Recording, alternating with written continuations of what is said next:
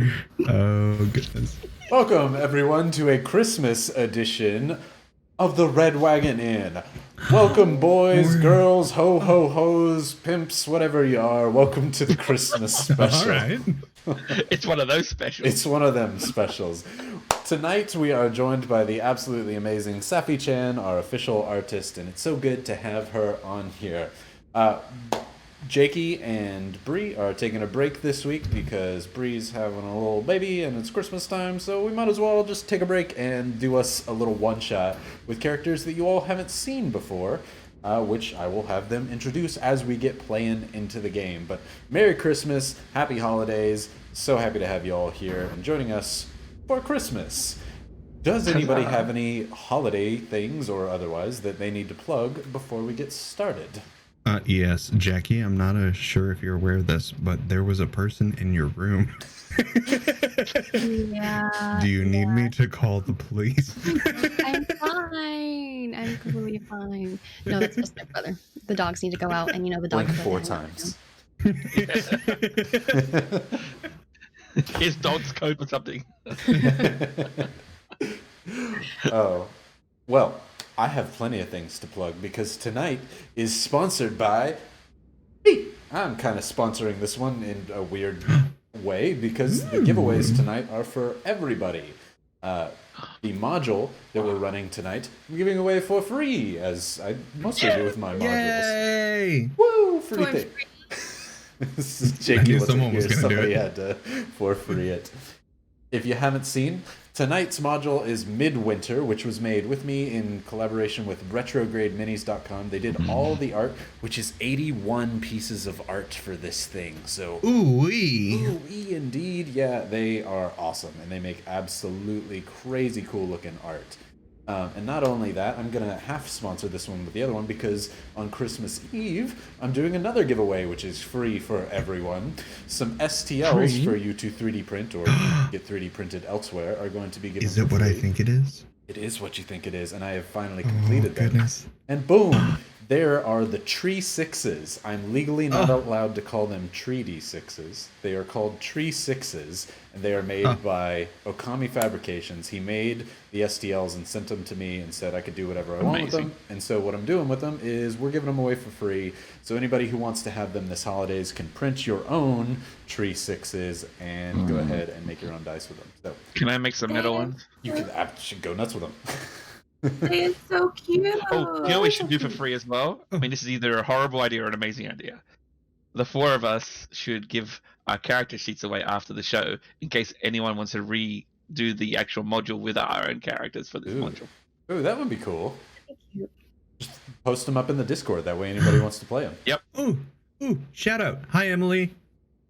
Hi. Hi. First time being able to watch. Oh, well, congratulations on your first time. Awesome. I've been wanting to sponsor. Also, Bobo, this hold show on. is for you. What'd you say? What'd you I say, said, Alex? Bobo, this show is for you. Oh, this show is... Yeah, Alex has plans for all sorts of puns to be made. Also, Ooh-wee. I don't know what you're talking about. I am in my straitjacket insane asylum because this is the last stream that I'm doing here at this location because we're currently moving, which is partly why we're having a break next week from Red Wagon Inn and a little bit of break from streaming from me and videos coming out so that I can move into the new place and we can have stream-tastic little areas. So this is the last time in this pure white insane asylum, even though it's a little... I was gonna say it makes sense. You're moving, so you had to take all the pillows off the walls. I got you. Yeah, now I just hurt myself by accident every time I run into him. But it's gonna be awesome. We're actually getting a whole setup for like a voice recording booth, so I'm hoping I can do some voicey voice stuff. Let me help you. Eat your heart out, Got Matt you. Mercer. Don't challenge the D gods. Oh, no. Throwdown has happened. A challenge. Don't challenge the Mercer. Wait, hold on. You don't know what you're doing. You thought challenging Castigon was bad? Ah! Dang it, I thought I had a nitrile glove. I would take it off and slap the camera. It's on, Mercer. Right.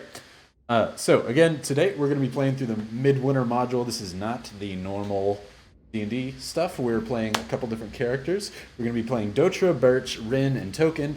I have no idea anything about these characters. They have no idea anything about each other. We're just going to play and have them introduce themselves as I start the module. So, hope everybody's playing along. There's nothing that you have to actively enter on the chat tonight because everything's for free. We're just going to enjoy us some Christmas holidays. There are no GFYs this time around, no inspirations. We're just going to have a good, fun time. Go pun crazy with it. Alex, this is actually a challenge to you. Make it happen. A challenge? Is that a throw dice down? Yes. Throw it down. Oh, and one more shout out. I think my forehead's having an allergic reaction to this wreath. Is it perhaps from maybe that spider that was living in it before you put it on? It very well could be. Absolutely. All Well, puns I'm are gonna good tough it fun. out. Brie. What are you talking about? Drew, if you got to go to the hospital, make it quick. We have a 10-minute break planned halfway through. I mean, Already. I think 4 hours should be good. I'm only a little bit itchy right now.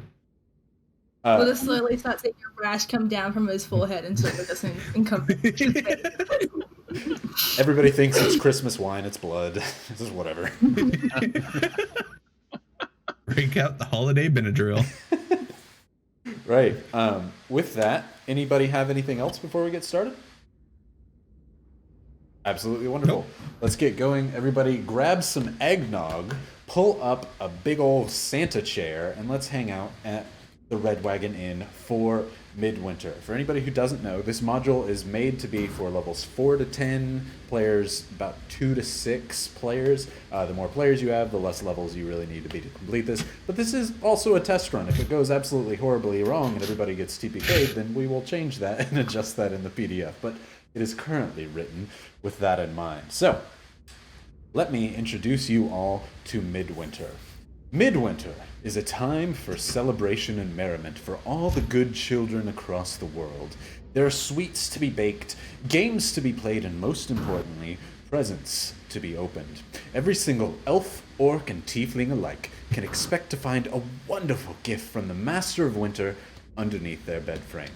The wicked and sinister beings in the world, however, can expect nothing but the harsh winds of winter howling at their door all night.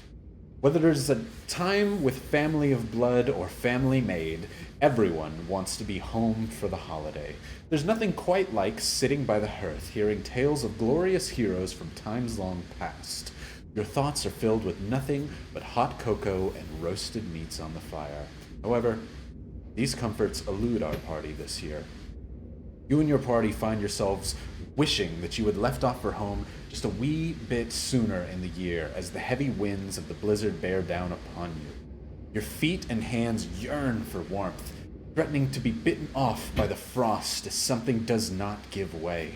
The gust of snow and ice prevents you from seeing more than 10 feet in front of your face, and your party finally comes to the inevitable conclusion that you are, in fact, lost. Just as hope seemed to leave your hearts entirely, you run into a small wooden home with a red clay roof shingles. It stands alone in the snowstorm, or at least as far as your vision allows you to see. Through pure necessity, you all decide to stop for shelter at this location for the night, hoping to ask for forgiveness from the home's occupants instead of permission. The circularly arched door is small, like a home for a halfling, and green with red tinseled wreath on its front, with a brass doorknob that opens without resistance or any signs of a lock. You all pile into the door and slam it shut behind you as silence finally envelops you in the stark contrast to the wicked howling of the wind outside the door. This tiny wooden home might fit a small family of halflings at most, and it is decorated heavily in midwinter festive garland, bright ornaments and shiny silver baubles. A stone hearth rests upon the northern wall of the home with stacks of freshly cut firewood next to the wall. Before we continue any further, and before we introduce your characters, I want everybody to immediately make me a perception check. Whoa. I totally had my dice at the ready. 4 from Alex. 23. 23. Never mind. Oh. Hold on, let me get this hexwood rolling tray and... I ain't playing Soul. I got a Oh 19. god. Oh, what have I 19 done? from Safi. I got a 19 plus 3, yeah. Jackie. Natural 20 plus 1. Okay. Hey, Jakey. We are besties. That's a nat 20. What a way to start the night. Okay. We Merry oversee Christmas. So all of you, actually, as you come in, notice a small shelf on the wall lined with wooden puppets and toys. There's a toy maker station next to the window that gives a vision of the bank of snow that is currently growing on the windows. There are cubby holes lining an entire wall with red, green, blue, and yellow outfits for these wooden toys.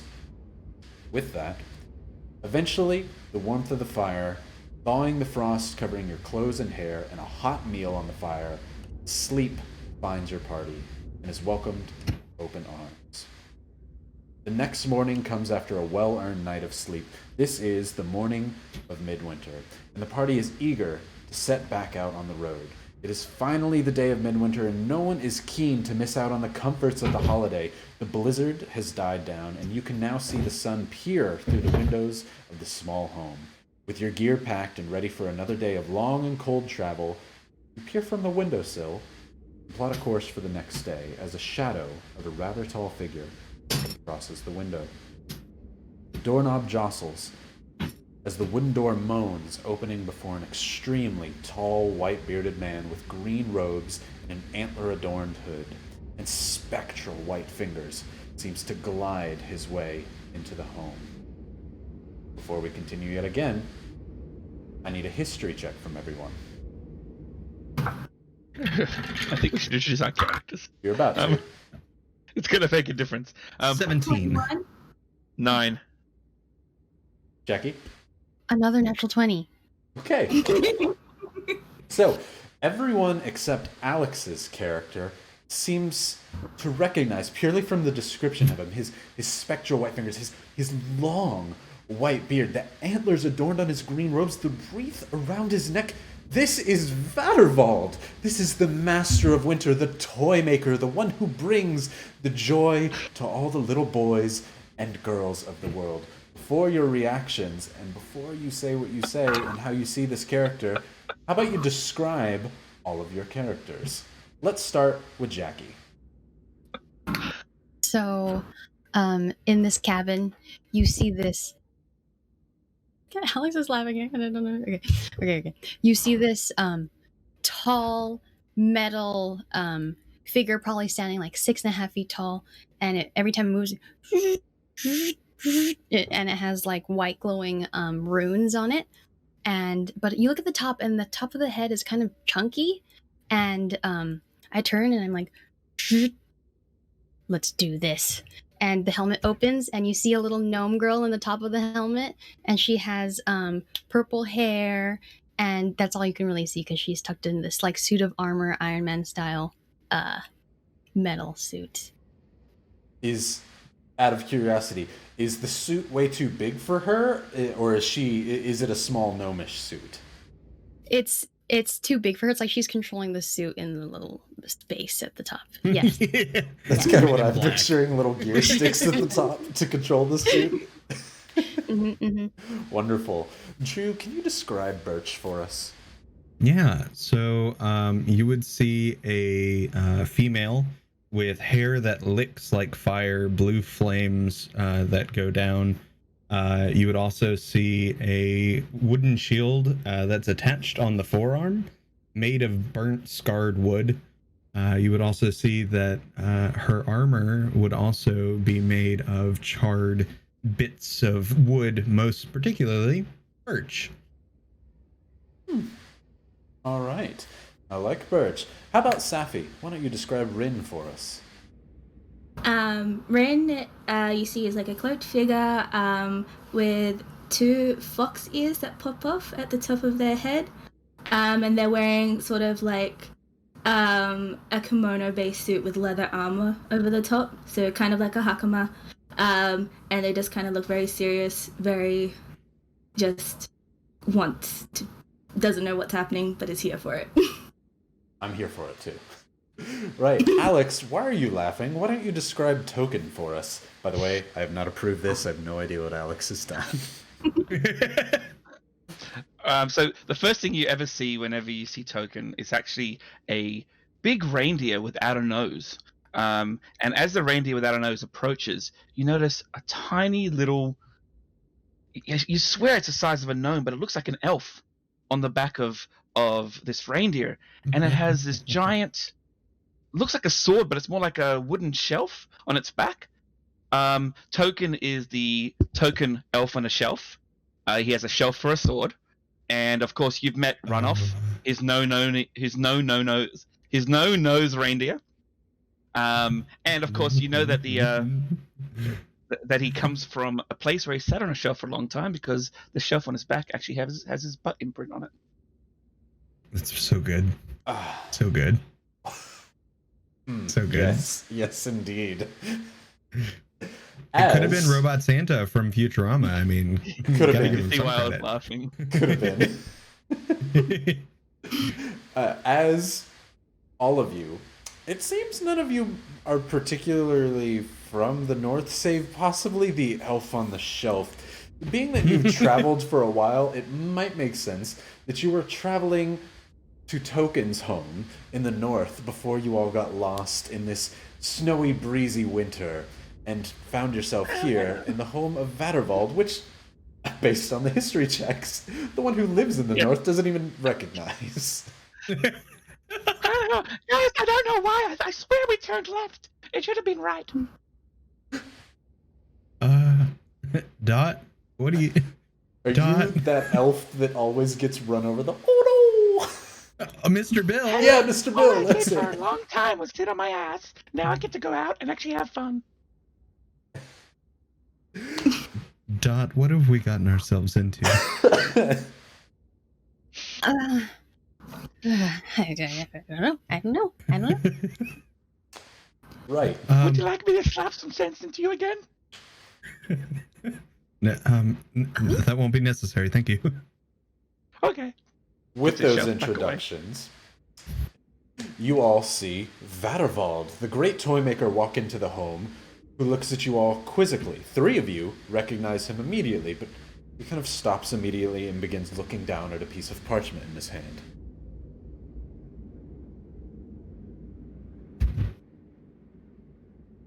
Hello?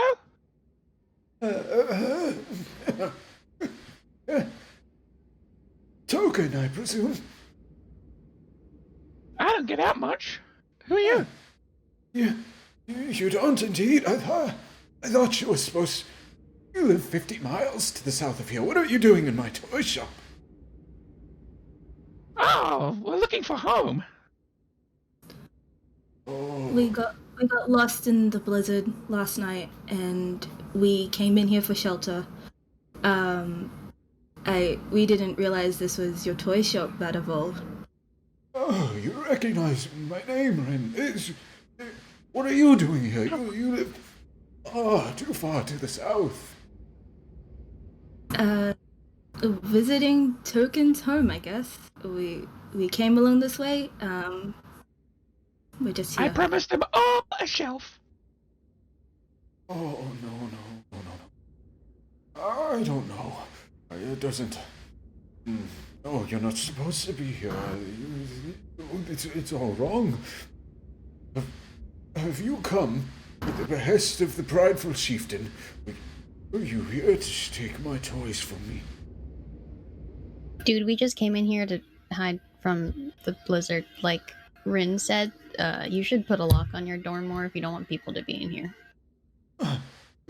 I say no one is supposed to travel this far north. The blizzard is supposed to deter you. Why would you have come if you want to come to my toy shop and take what is mine? I mean, it's quite easy to get through a blizzard when you're literally made of, and then it's just gonna produce flame and just... Careful, everything in here is made of wood and ice and cloth. You could burn down the whole shop. No, we shan't be having the fire here. Does your workshop follow regulations? It doesn't look like it does. You should have some insulation here, and here in order to not prevent that from happening. So I think that's on you. Yeah, if Don says there should be firewalls, there should be firewalls. I know nothing of the ways of the north. Why would I need insulation from? The troubles of you mortals dare not touch me. I am the master of winter. You come behest of your great host to torment me. You need a cup of coffee? Maybe you need to calm down a little bit. This is you who has intruded in another person's home. You most naughty. We're not here. I do like to be naughty. What did you say, Seffi? We're not here to take any toys. We just came in to shield ourselves from the cold. And it's very rude of you to presume something when you don't know anything. Oh, She said. You're wrong, Rin. And you, but I know. All I watch over all and make sure that you do right. And I do worry that you come ahead of old Jingle and threaten my domain. I need everybody to roll me another history check. Oh, dear, no, Lord. Hey. 9. 9. 18. 18. 19. Not 30-20. 30-20. So this time, everyone except Ren, they recognize the name Prideful Chieftain, Old Jingle. Those are nicknames from a very successful raiding orc chieftain from the north. Never once lost a battle. He is beloved for his ferocity and generosity amongst his, with no small terms, legions of goblins and orcs that raid the villages to the north. He is quite powerful, and for Vatterval to be worried about him, that does cause you concern, and he seems to think you're in league with the Prideful Chieftain. I've lost many a shelf to that chieftain, too. You'll lose many more if you don't renounce him. Get away from your orc chieftain. Why would you side with him? You come to take what is mine. Yeah, no. No, you have to remember, it's like a shelf, but it's not. It's more than one side. There's multi-sides. We're not on that side. We're on the other side. If you're not on the Prideful Chieftain's side, then you are on the side of good, the nice, and you are on my side. This is the Prideful Chieftain's side is for all that is naughty and wrong in the world. I don't believe we're particularly on anybody's side, but, we do good things. I don't know if the world is as black and white as you say it is. Oh, it is. I make a list. I check it multiple times. I know who does good and who does wrong. Well, then what's your list say about us? Currently, I have you. Yes, I have you. Have you all as having done good this year. But if you side yourself with the Prideful Chieftain, I can squarely check your name off that list. Well, Is he? I have no idea of this chieftain you're talking about. Rin, I need you to roll me a persuasion check, and anybody can attempt to aid if you'd like. No. Yeah. Or not. I got 21. I'm pretty sure. Yeah, 21. 21? Solid. Vatterval looks down at his list. His list is so long, it comes out of one pocket and seems to go in to another. He kind of pulls on it like one would a scarf or a clown's handkerchief, and it just seems to keep coming out and going back into the other side before he rolls down and goes, Look, I should trust you. You've been on the side of good for far longer than the troublesome chieftain to the south. I should trust your word. I am sorry. Forgive an old elder being that is alone for far too long in the winters. It's cold and not used to conversing. Forgive my rudeness from earlier. I mean, if you want to put up a bounty on this guy, we can take care of him for you. Not a bad idea. I wouldn't send you against his entire legions. No, my plans for Farfagris are not yet complete. I have much work to do before he makes his way here. Okay, what are the plans? Can we help? If he's coming this way, then wouldn't it just be helpful that we help anyway? You would like to help me? I mean, I mean, yeah, let's not get weird about it, but yeah, sure. I mean, we are good people on your list, and good people would help, right? Indeed they would. I apologize profusely. Doctor, I really was teetering on you this year, but you have proved me quite wrong. Quite wrong indeed. Your friends are in much good company. Much good. Again, the world's not as black as night as you say it is. I mean, decisions had to be made sometime. You just gotta wait. Sometimes people gotta be engulfed in flames. It just happens, you know? I would be careful with flames around my forest. But if you will help me, I will help clear the path south for you to return to your families, so that I can deliver the toys to good boys and girls, you that they may be lately.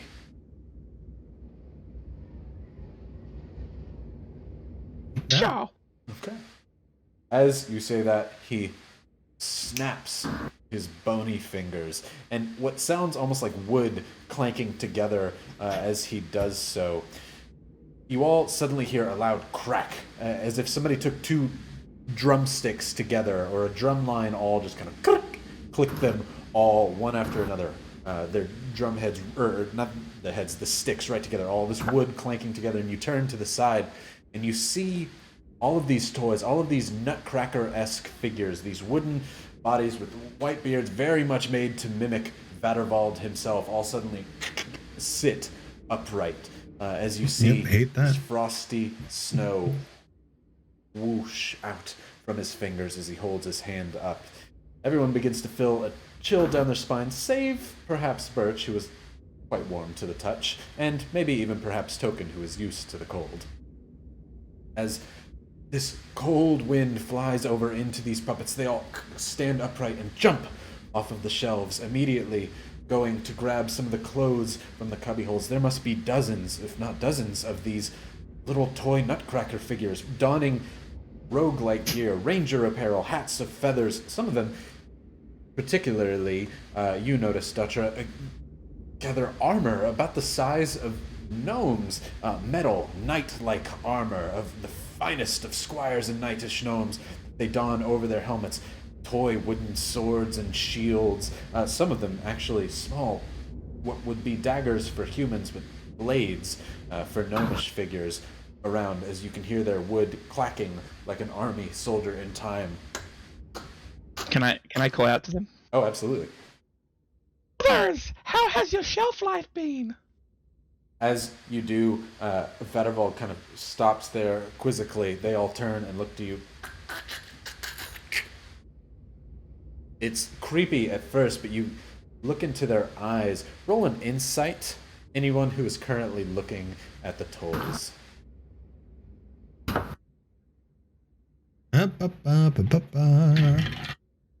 9.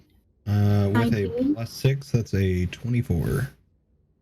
All right, so that is everyone again, save the elf on the shelf. The elf on the shelf looks at them, and with such wonder and delight in his eyes, the rest of you see nothing behind it except a sparkle of arcane, as if coming from Vadervald's fingertips himself. As also, sorry, I just saw B-Joy 37. Nutcracker, so Gideon's here? Well done. They all kind of turn to look at you as their teeth kind of chatter up and down. You hear just what almost sounds rhythmically rather than actual words, just kind of claps of wood echo out. But you can kind of sense the word like happy between all of them, aimed at you, Token, before they...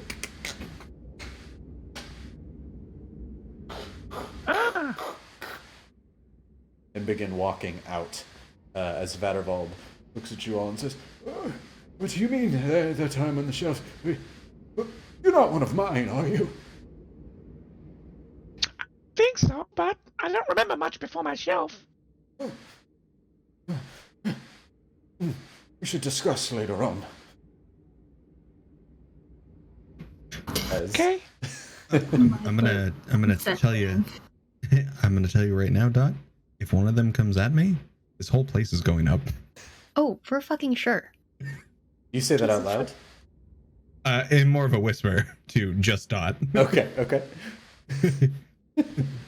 As the two of you whisper, Vanderval very focused on the magic animating these puppets on until one of them jumps up, turns the doorknob, opens the door. What you're expecting to hear, the howl of the blizzard, is now a calm winter's day. Snow absolutely plummets the nearby landscape, turning it to hills like a desert. But these toy figures walk on top of it as if it is nothing. The snow is very, very densely packed. As Vanderwald beckons you out, "Oh, please, we shall set a trap for the great prideful chieftain. He will not see this coming. No. I will outwit him." Cool. As I'm basically visualizing Birch with hands in pockets, like, okay. Yep, pretty much. Neat. And then Dot next to her. Kicking a snowball. Dot next to her.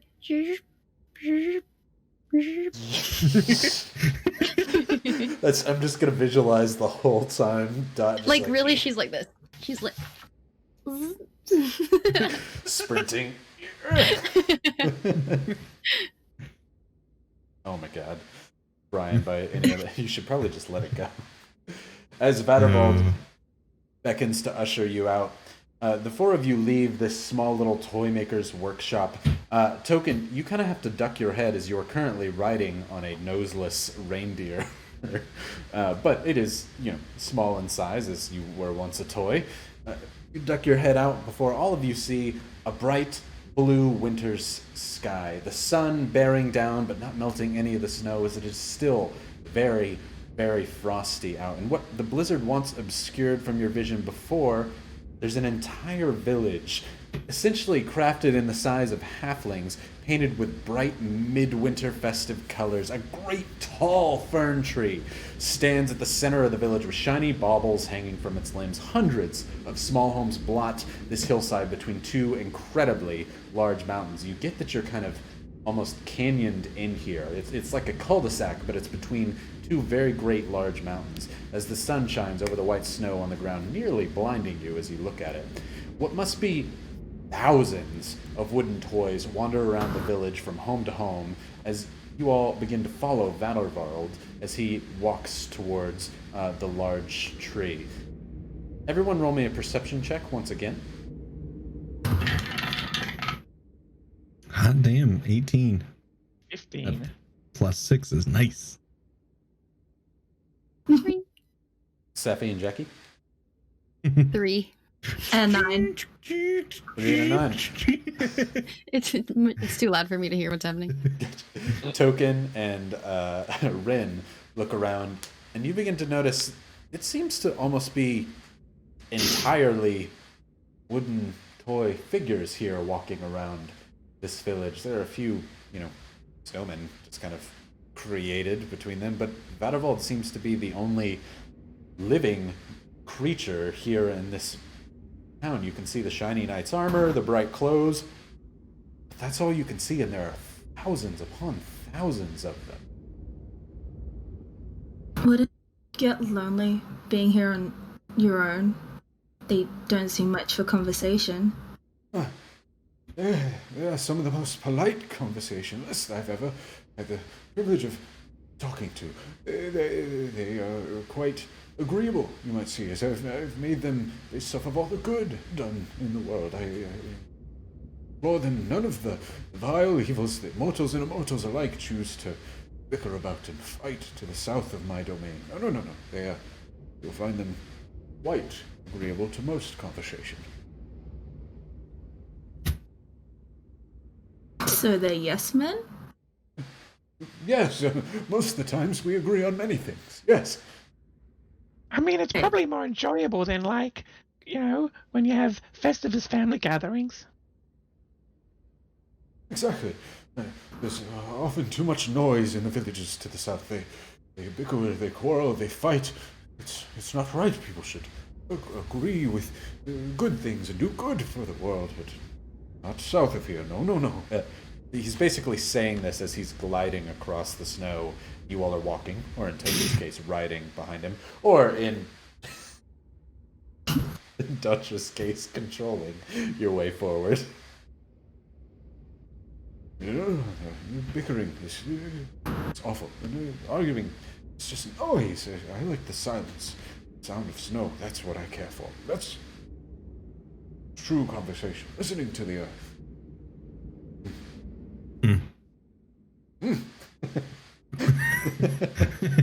Just to As you all walk forward, the large fern tree seems to have dozens, if not hundreds, of beautifully wrapped, colorful presents in the very center of this town. This kind of bowl-like canyon has all these houses around it, but this very, very large fern tree. You can absolutely think the Grinch and the village that's around there with this large tree and presents under it surround this tree in every color imaginable. But Vattervald doesn't go all the way up to the fern tree. No, he stops maybe about 20 feet before it, where there are 4 braziers unlit nearby and 2 very large blue crystals. He looks and says, actually, you might have some potential use here. Birch, would you mind? As he points to the 4 braziers. Birch lets out a whistle and produces a flame, and this little tiny wolf of flame like pops up in her hand and goes running off to the braziers. Suddenly, this spectral wolf of fire jumps from one as they erupt in flame with the cold dead wood standing no chance to this magical fire as the puppy bounces between all of them before the puppy runs back to your side. Do you recall the fire into your hand, the fire wolf, or do you just leave it? No, I let Finley chill up on my shoulders and just like crawl around, become one with the hair, and then just like do things. Beautiful. As these 4 flames are lit, this kind of racketed noise around all of you, of all these puppets moving, suddenly stops.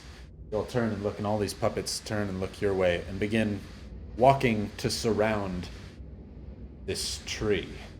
Vattervald says, this is what I planned. You see these 4 braziers here? This is the stage where it shall all happen. Please, come, help me clear the snow. All of you. As some of the puppets, Vattervald obviously does none of this work himself, but some of the puppets come over with brooms and begin moving snow off of the ground between the 4 braziers. I don't know your characters, so there's no diplomatic way to say who has the highest intelligence. How about everybody give me an intelligence check? Definitely not me. I'm street smart. Street smart. Yep. And 17. Oh, it's a nat 20. So that's 20? That's a 5. Dodger? 15? 15. Okay. So it seems to be 3 people but 1 every time tonight. So everyone except Birch starts to recognize the almost mathematical dimensions between these 4 braziers. They are perfectly square apart, and all of these little toys are sweeping snow off of this perfect square. The square itself is maybe about, I'd say 40 feet by 40 feet between each of these braziers. This perfect square with these 2 blue crystals on the other side that lead over towards the great fern tree nearby. As they kind of sweeping, they seem to stop right on this edge, almost mechanically.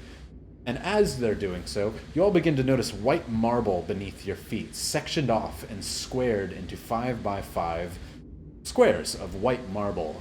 As you're going through, there's kind of grouted in between. It's very much a grid-like line in between all of these. Some of them are this almost black marbled color. It's odd, but quite beautiful. This must be the stage of something. As he says, Yes, just keep sweeping it up. He'll be here very soon. You should be quick. How soon? Because Who's he? D&D is all about timing. As you say, how soon is soon? And you say, who's he? All of you. Actually, what's everybody's passive perception? I don't know characters of this one, so 16. 16. 22. Oh, Pushing. okay. 20. Someone took observant. 11. And token? 14. 14. So those of you with a 15 or higher, so I think that was Rin and Birch, you begin to hear a rumbling of the earth coming from the south. At first, it starts to sound like an avalanche off in the distance, but it gets noisier and noisier before you start to recognize almost the sound of like a stampede coming closer. And then suddenly, Vadervald points it out to the rest of you. Checkmate, you fool. As you all see, cresting the horizon, a lone orc riding a great boar nearly twice the size of the others rides steadfast at the head of a raiding party. Adorned in bright red fur-lined coat, carrying a keg on his shoulder and wielding a tankard covered in spike, this orc seems to almost foam at the mouth in excitement and anger as he rides with a determined ferocity. Behind him is a legion of hundreds of goblins riding boars, carrying spears and rusted blades, orcs with great giant axes, all riding quickly, fast to your exact location. Hey, Dot. Operation Burning Metal. Yeah. She doesn't notice it first because of her low perception, so she's just like looking around, like tinkling with her little joysticks. What? Okay. Yeah, sure, let's do this. Cool. What's happening? Oh, we're getting attacked. Apparently. Fuck. Yeah, over here. You see? Oh, okay. And she starts to rub her hands together. Hold on. He's playing exactly where I want him to. I knew he would come this year. Observe. Vadervald begins to float up into the air. At first, just a few feet before getting maybe about 10 feet up in the air, and his voice begins to bellow out, much like Gandalf's anytime he chooses to utter the black speech of Mordor, but instead just in common, he yells, Farfagrish, I formally challenge you for the right of chieftain of your legion.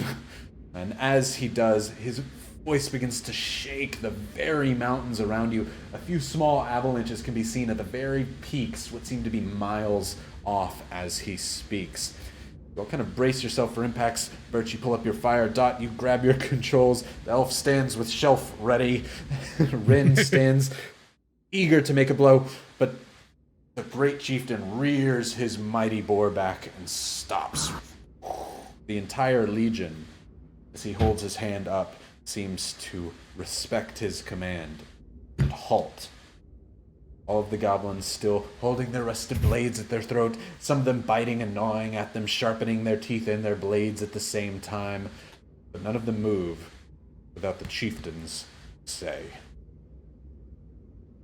You hear at a low whisper, almost to himself, as Vadervald floats down from this location. You see, I got you right where I want you, you fool.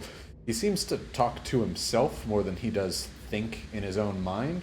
Perhaps a side effect of living alone for so long.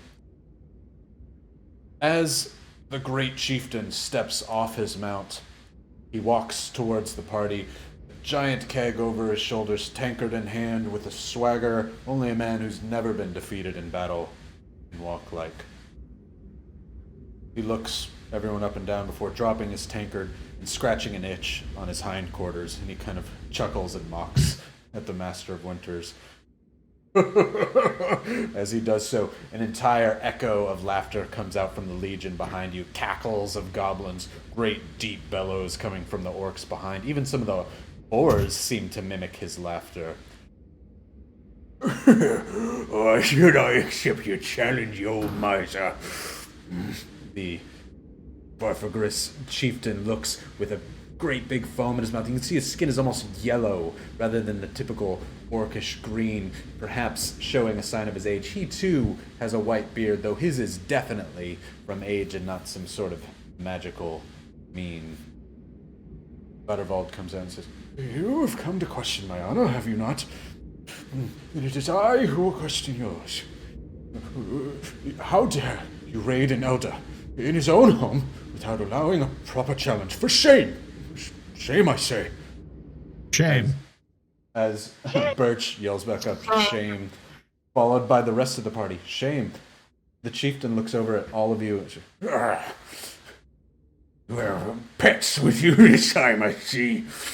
I thought you just made toys up here in the north, miser. he kind of looks at all of you for a reply.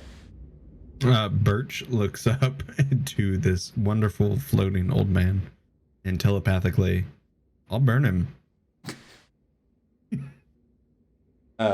Response. I yell to the. Oh, go ahead. Oh, Go ahead. I also yell to the orc because I don't know that telepathically is happening. I yell, "Why are you threatened by this old man over here? You're a bitch." The good old Red Wagon Inn way. Just flick him in the nose, flip him off, and Merry Christmas. Oh man, I love the Red Wagon Inn way. I would like to give Token and Rin a chance to say anything as he did. Okay, I'll give back to him. I ain't no toy. I'm just vertically challenged. I'm gonna put a steamroller in this campaign just to smash over Mr. Bill. Oh no! Rin doesn't say anything, but she's just glaring up at this orc person, just mildly upset by being called a pet and a toy. As she glares at him, we'll say at this time, can you repeat what you said once before, Dotra? Why are you threatened by this old man? You're a bitch. He grabs his tankard up off the ground, and you can see he kind of goes as if he's going to lunge for you before Vadavold says, No, you must respect my challenge, chieftain, or, as they said, shame. He laughs as if he has an inside joke with all four of you.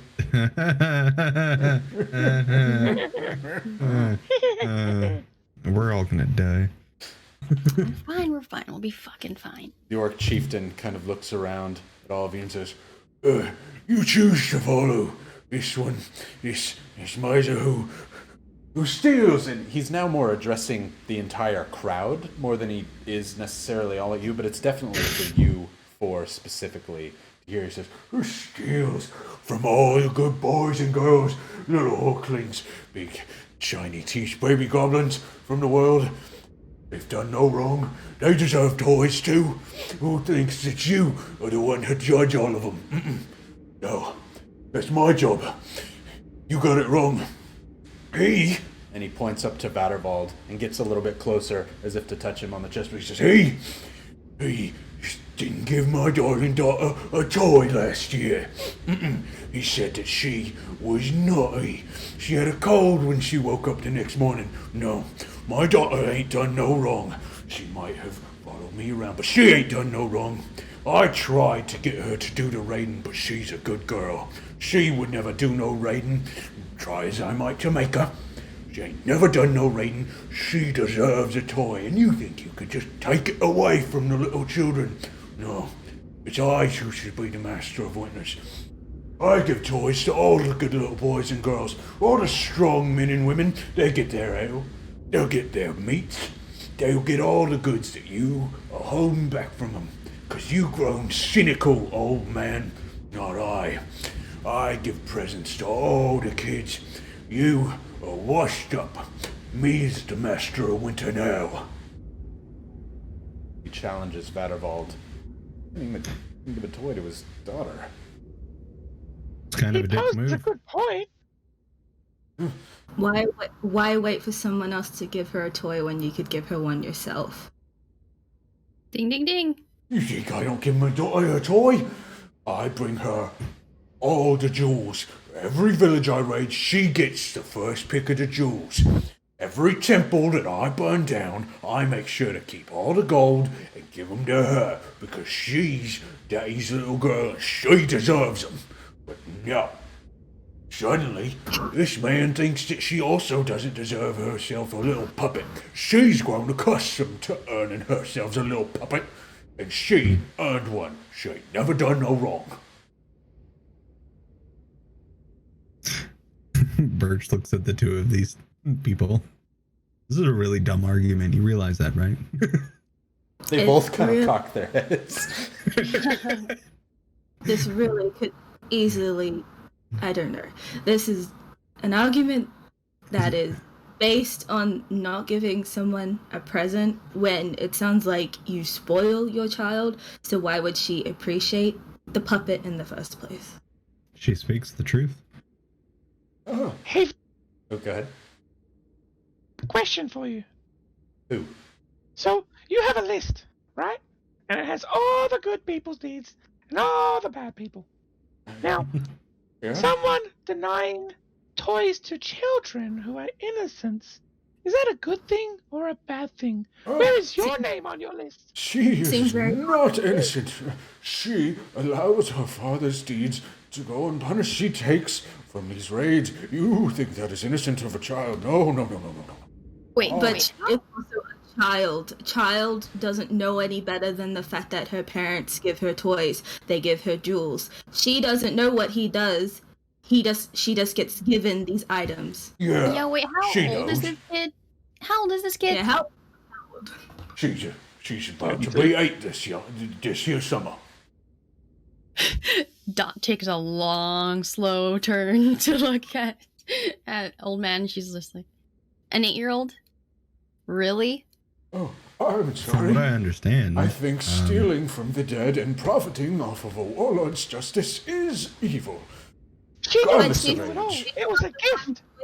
Yeah, she got given it. She didn't do it. What is the point of this argument? No, Oh, it's if just I two were to old murder bitter men. someone in cold blood and give you their home, that would be a home got through blood gain. If you knew about it, you would be just as But if naughty. you're 8, you don't understand all that. I know. I've watched a lot of 8-year-olds from my shelf. Yeah, Wait, yeah, old whoa. man, you hear him? You're outnumbered. Buttervault kind of looks at all of you in disgust and disdain. How dare you? I need everybody to roll a history check one more time. while we're doing that, Birch is gonna look over to Dot and telepathically, we could watch this from the sidelines. You know, I think it'd be really enjoyable. She like stretches her arms out from the helmet. It would be, but then it would be fun to be a part of it. I don't know, like we don't get out often. You know what I mean? Yeah, you're right, Dot. We'll see how this plays out. 17 for the history check. 12. Nat 20 with 24. 16. 16. Again, 3-1. I don't know how it keeps happening. Everyone save Birch seems to recall some of their family, less of their family members than usual, and you know all of your family members to be pretty good, are getting presents than they used to. Seems year by year, less and less get amazing wooden toys, nutcrackers, and soldiers that they used to get on their bedside following Midwinter. Perhaps this prideful chieftain is speaking some truth. Hey, old man. Excuse me there. Can I ask you, like, what your criteria is on, like, judging children and the age limit there is? I have seen eons. I am one of the elder beings, one of the originals of this world. I judge innate goodness from innate badness. Age has not to do with it. Why should a baby dragon or a hydra just freshly born from the womb who snatches an elf from the tree and rips him in half be treated any differently than an elf of age 1 or a goblin merely 2 years old? You do not see the world as I see. There is goodness, yes, mostly in children, but there is also deep, deep badness. This is a raiding chieftain's daughter. She has done wrong. So So- you're speaking from prejudice then? You're deciding who's good and who's bad based on your own rules that you've created? Yes, I have seen more than you know, and I will not be judged by you, Ren. I thought to put you on the nice list this year. Oh, so now I'm naughty because I'm arguing with you. So something as simple as a difference in opinion makes me body. You would side with a raider who has taken thousands of lives. I don't agree with him personally. I agree with his 8-year-old who has done nothing wrong and deserves a present. Just because her father is terrible doesn't mean that she is. I agree. I would say that I'm not terrible. I just do a job, and I'm here to be the master of winter next year. But, yeah, my daughter's done no wrong. Mr. Orgman, I do have to think, however, that if we were to murder this old man, other kids would be sad that they don't get gifts either. So I think there is some type of balance that has to be met. No. I'm going to be making the toys. I'm going to take his mantle. I'm going to give him all the toys that he hides up here. And I'm going to even give their parents kegs of ale. Bratwurst made on an open fire. More people will get gifts than ever before. What are you saying, Token? You stop raiding? You want me to give more gifts to your daughter? You'll be stuck doing labor work? It's repetitive. It's over and over again. Would you rather, stab people over and over again? Or would you rather, hammer something over and over again? It's very different. I would do anything to see my daughter happy. And if that means other people's kids get to be happy too, that's just a side effect. But it's all about my daughter. That's a really good side effect. What happens though when she hits like her teenage years and then she doesn't like toys anymore, but you're going to be stuck making toys? I hope she continues my legacy, raids to the south. That's what I hope she does. But your legacy's not raiding anymore, it's toy making. I wouldn't be doing it. I hope she takes my legacy, raids to the south, and continues my name. But then she wouldn't be able to get the presents anymore. Why not? I'd reward them to the strong, I would. Not the weak-minded. No.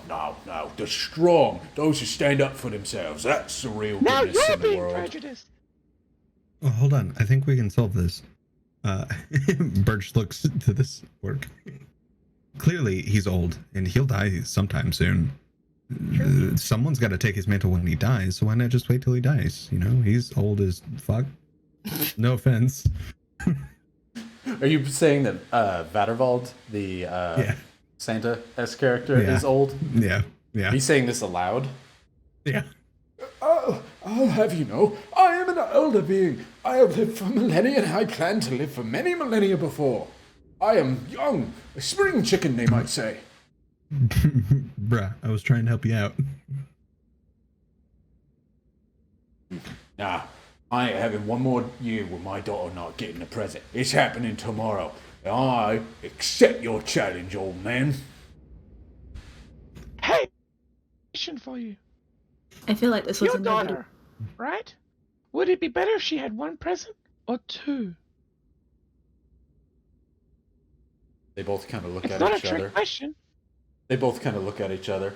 He's like, I'll give her all the presents in the world. Vadervald's like, you should do no such thing. She is not deserving. and essentially, like, an argument kind of continues to clash back and forth of essentially what they've been saying. Parents. I don't feel like we're going to change either of their opinions. That was a weird hiccup. Or ready? How about this? Idea popped in my head. It might have been from another source somewhere. I don't know. But how about old man? You keep doing what you're doing. Make gifts for the good kids. However, you send your naughty list over to Mr. Orgman, and then Mr. Orgman, you make toys for all the naughty kids. Or you can raid the naughty.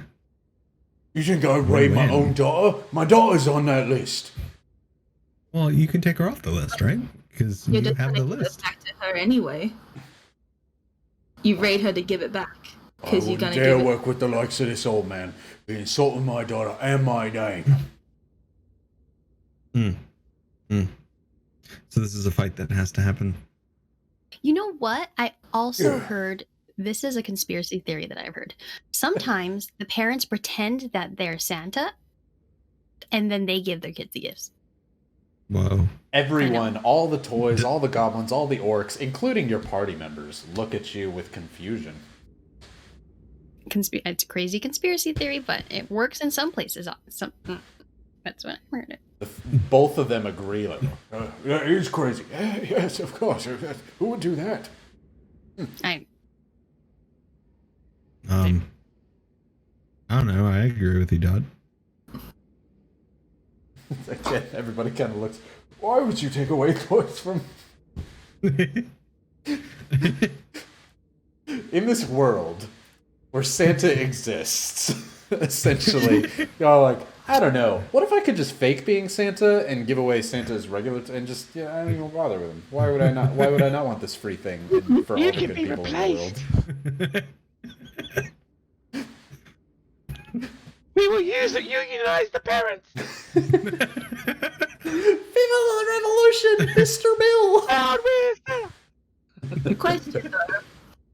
If you keep putting people on the naughty list, doesn't that mean your power lessens because not as many people are going to believe in you because they're not getting presents, even though they believe they did good that year? Wouldn't that mean that you can't make toys for them? What would you mean, believe in me? I exist.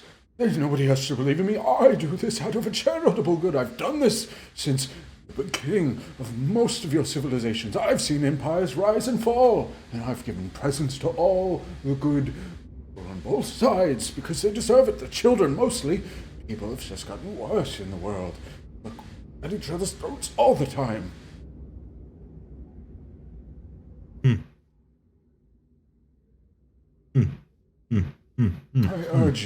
I urge all of you, do not suffer this prideful chieftain. Help me rid the land of him. The prideful chieftain says, No. You see what he's really like. Get rid of him. Help me. You'll take the spoils. You pick whatever toy you want. I don't care, as long as I get him to my daughter. Hale, all up for grabs. He's just gotta go. Huh. So you want him dead, and you want him to go away,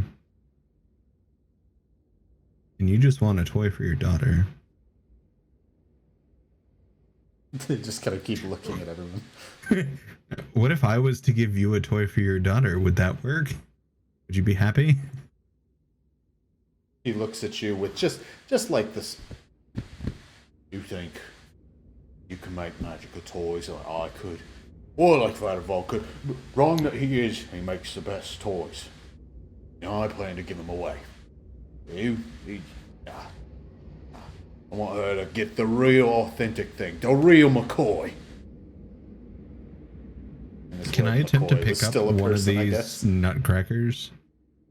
Yeah, go for it if you want to. Yeah, I'm gonna pick one up. As you go to pick one of them up, you're whacked quickly in the wrist as if like a nun with a ruler hits you with this small wooden toy. It does hurt. It hurts. You kind of back away back into the little stage that you're all currently in. Just quickly, Ryan, because I don't back think you to can see normal. the messages. Yep. Your voice has gone back to the staticky robotic. Oh, of course it is. Give me a second. Domo arigato, Mr. Roboto. Domo. Thank you very much, Mr. Roboto. Did you just go crazy there, or was that just me? I can't go too far into it. We'll get copyright infringement. Do I sound better? There we go. Yay! Yay! Now I'm not Sound robots. immaculate. I was playing Dotra's We just thought that they were really crackly old men. She's inside Vattervald. So I get whacked on the wrist trying to pick up one of these things. You little bastard! I'll burn you. Vattervald says, you will do no such thing unless you side with the chieftain, in which case I will deal with you the same as I would deal with him. Well, can I have one of these? Farfagris, the chieftain says, You can have whatever you want. You help me take care of him. Hey, you shush. You. Can I have one of these? If you would help me rid yourself of the chieftain, of course you would be doing such Okay, a nice I will deed. help you, and I'm gonna go to pick it up again. as you do so, it whacks your hand once more. Son of a bitch! As it looks up at you, it kind of gnashes its nutcracker mouth as He's like, oh, you can have it as soon as you help me rid the land of this ungrateful, ungracious, and just starts spouting off like old man obscenities. Curmudgeon, crumbum. Two wrongs don't make a right. Ridding an evil with an evil isn't a good action. I choose to do no evil. It is good thing to rid the land of this evil. Aid me now, or aid me never. Humbug, God, how did I I not think you think should of that? check the list for yourself. Ooh. Ooh. Ooh. Ooh. Where are you on the list? Gorfagris The kind of heaviest. laughs at that, and his whole legion laughs and cackles behind him. Gorfagris says, Right, you hear it, old man. They choose me. Tell me your challenge. He kind of leaves that in the air for you all to either agree with or not agree with. I What kind are of we just want to watch both. So we just gonna watch this happen. I mean, pretty badass. We get our own war to watch. This is pretty cool. Not gonna lie. Kind of curious to see what this old man can do. Doesn't seem like he can do much, but maybe he has something inside him. I don't know. Like he'll just I make can more confirm toys. that small can still do lots of damage. They leave it up in the air. Ah, son of a bitch. Datra, aka Dot's gonna just turn around and find like a bench or something and just sits down. You're gonna sit it out? I hold on. I take off my shelf from the back and pop it on the ground. There you go. Thanks for joining. Come on. And she You pats both sides so You everyone sit can on a join. very small bench. I'll stand. I don't want to. Light it on fire.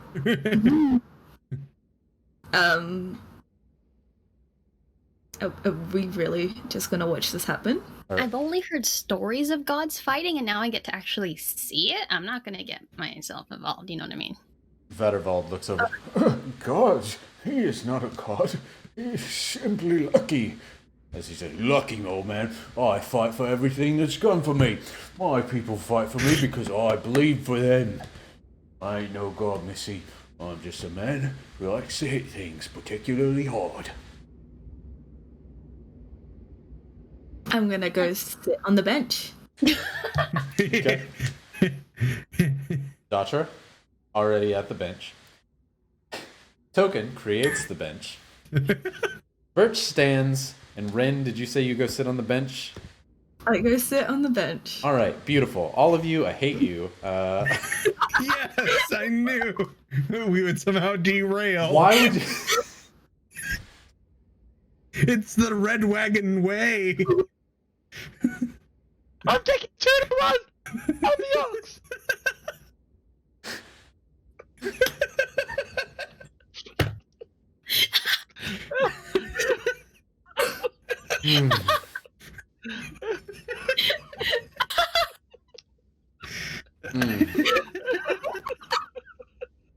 You can't put 2 bad guys against each other and make us pick the lesser of 2 bad ones.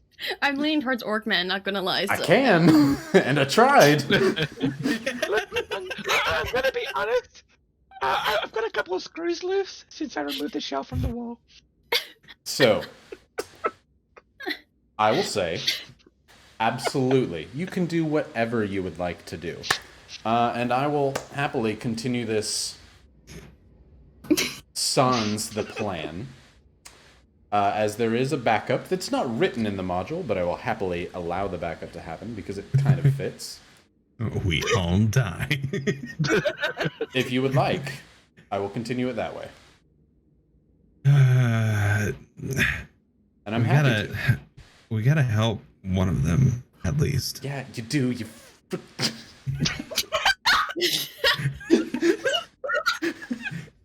I mean, we can't leave Okay, just a chat. vacuum Who are of we helping, power. chat? You don't have to help anybody if you don't want. I will make it happen. The people watching will have to figure out how to do the module on their own at a different time. What's chat think? Who should we side with? Come on, God of Chatter! I've seen help the orc a lot. I'm Yeah. gonna sit down. Oh yeah, I said I still say kill them both. Cool. Dot is gonna sit down, reach into a component pouch, and start to build something that resembles an antenna. And she's gonna place it on one of her ponytails and attach it, and then listen for the whispers of chat to reach her. Are you a divine follower of the God of Whispers? No, but When did you start doing that, Dot? I just put these things apparently pick up waves. I'm just trying. I don't know. Way Something back I in the read middle of nowhere. I am thoroughly not fine with you picking neither. We'll just make it different. Other people can have their own version of the adventure as they read the module. I'm leaning towards. I mean, you can railroad us if you'd like. Oh, I'm never a railroader. I will suggest heavily, but I'm never a railroader. Write them both. Benjamin Santa guy, man. I mean, All right. I'm So leaning- Birch looks up at this orc guy and says, all you want is gifts for your daughter and to run your own thing, right? Agreed. Just Okay. give presents to all the strong-willed.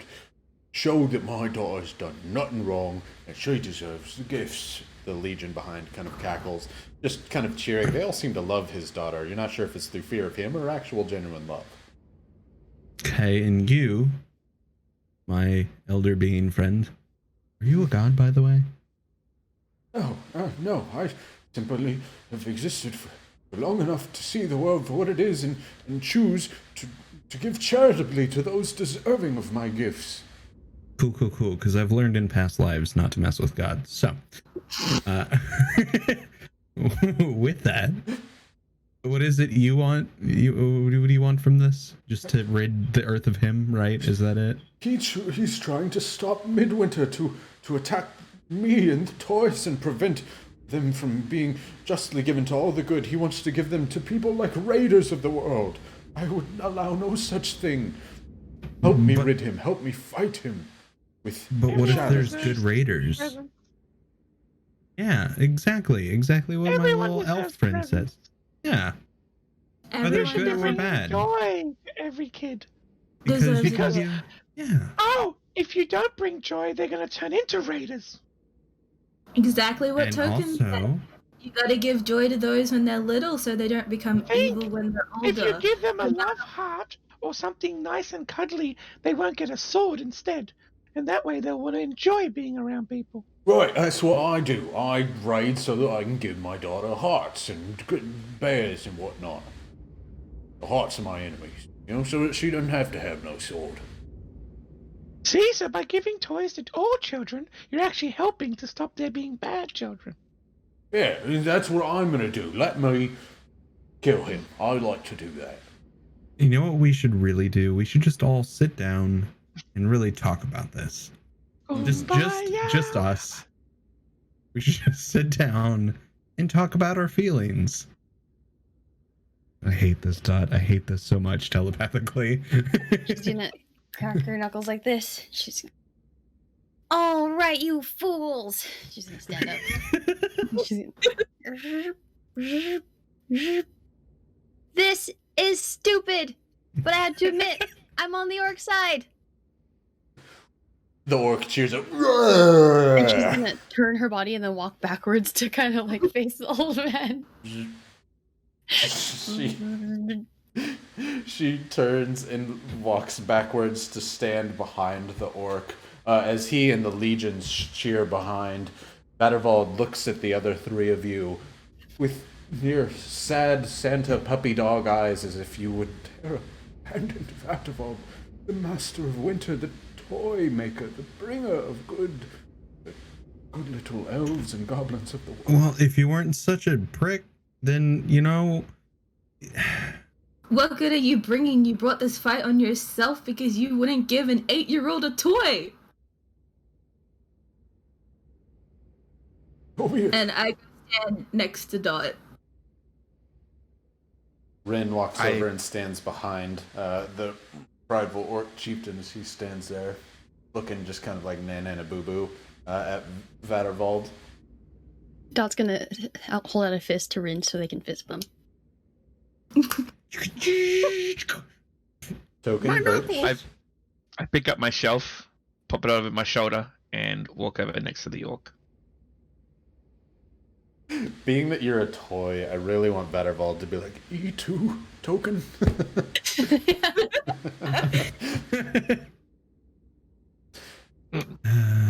Vettervald looks at you last, Birch.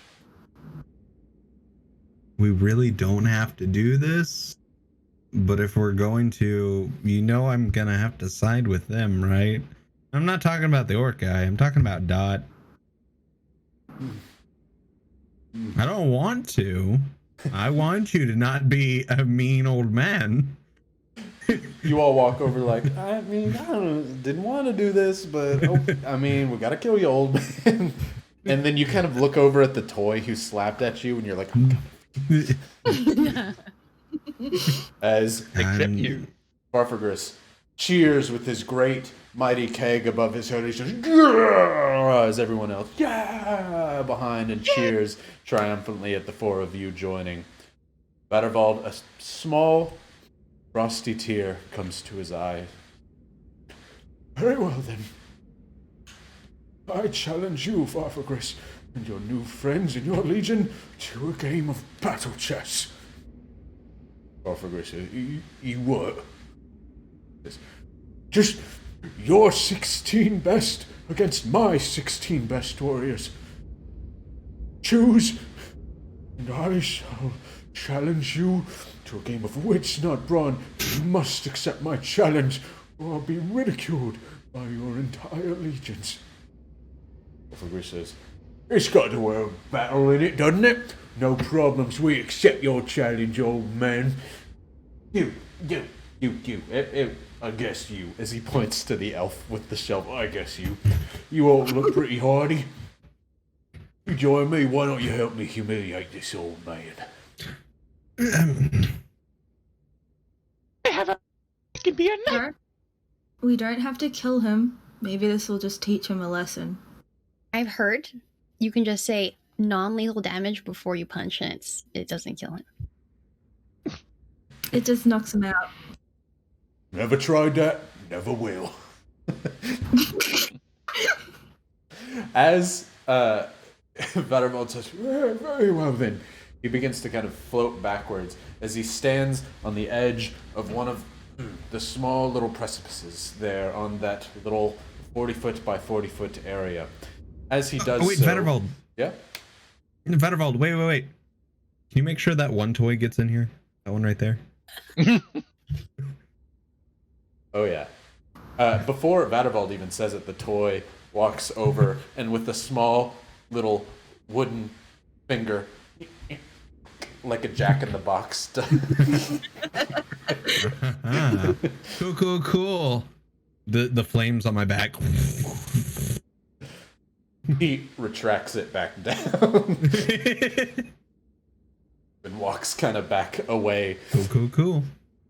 As Farfagris goes and he kind of points some people out of the crowd. He's like, you, come here. You, hey, no walking away. As they kind of gather around, he's like picking out his 16. He seems to have trouble counting 16 in total. Several small goblins come up that all kind of seem like they're going to be part of the 16, but then he miscounts. He's like, no, there's what, 4? You 4, get out of here. They kind of look like saddened that they're no longer part of his top 16 as they walk back away into the rest of his legions.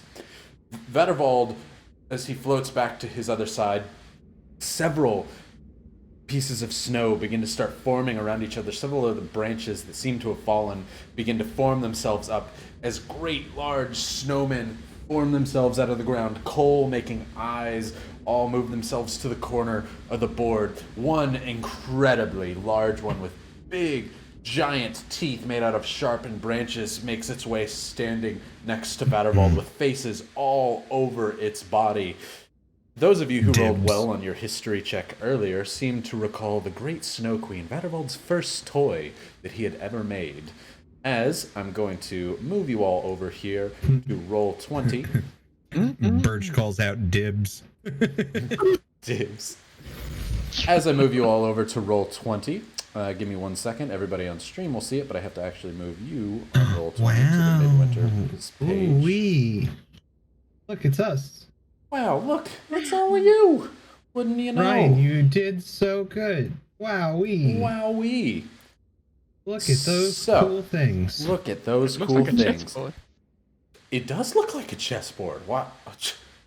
Great. So what you're saying is we observation, could have Alex. watched you play yourself That online. would have That been would so not cool. have happened. I That's would have watched quality that. entertainment right there. right. Yeah. Exactly. I literally would have paid to watch that. A7, B6. I'm just trying to play off the hype of Queen's Gambit on Netflix. I haven't seen it, but I'm just trying to, rake in that Queen's Gambit money here. How dare you not see it yet? I know I need to. But, so, Vattervald begins explaining the rules of battle chess and what battle chess is.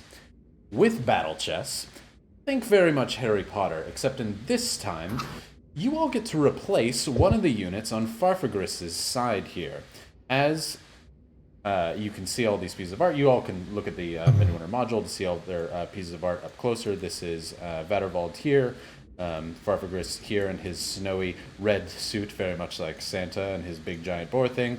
You all can choose 4 units on Farfagris's side to replace where you will play as that chess piece. But depending on your class, you will move like a specific chess piece. If you are a bard, cleric, druid, sorcerer, warlock, or wizard, you will move as a bishop would. If you're a fighter, paladin, or ranger, you will move as a knight would. If you are an artificer, barbarian, monk, or a rogue, you will move as a rook would. You can replace any one number for any one of you on this side of the field. You can replace all pawns, but then you're up at the very front of the battle. It's up to you four to choose, besides Farfagris and his giant boar creature, which one you would like to replace. Question. Answer. Can you point out for me which toy is the one that smacked me? We'll say this knight here at the top Okay, right. Cool. Point out on the screen which of these you would like to replace. You want to replace the orc rook in the back, correct? I do. Okay, I'm going to delete him and move you back. Maybe I can move myself. I'll You take can't the move other yourself, rope. Alex? No. Give me 2 seconds and I will fix that. I Once you have see one what- of those stuff. Alex, I see what you mean about your token now. Yeah, Alex's token is literally a shelf, and it. Oh, God. I was like, why did he send me a shelf? Yeah, you want to go so- there? It was Bishop, Rook, and what else, Ryan? Bishop, rook, and knight. Knight. Ew. Actually, I might go in the front there. Oh, no. Ah. There we go. Sorry. Yeah. No, it's all good. Get out the front. You're going to replace the pawn? Yeah. Okay. And where would you like to go, Datra? Which one is the bishop? Is it this one? Yes. Come next to me. You don't have to replace a bishop. You move like We a don't- bishop would. Move like one. Yeah. Get Get out the front. Oh, okay. Well, bam. Get some blood on you. All right. Yeah. You know what? I know you deleted it, but Why are you you know the what? way that you are, Drew?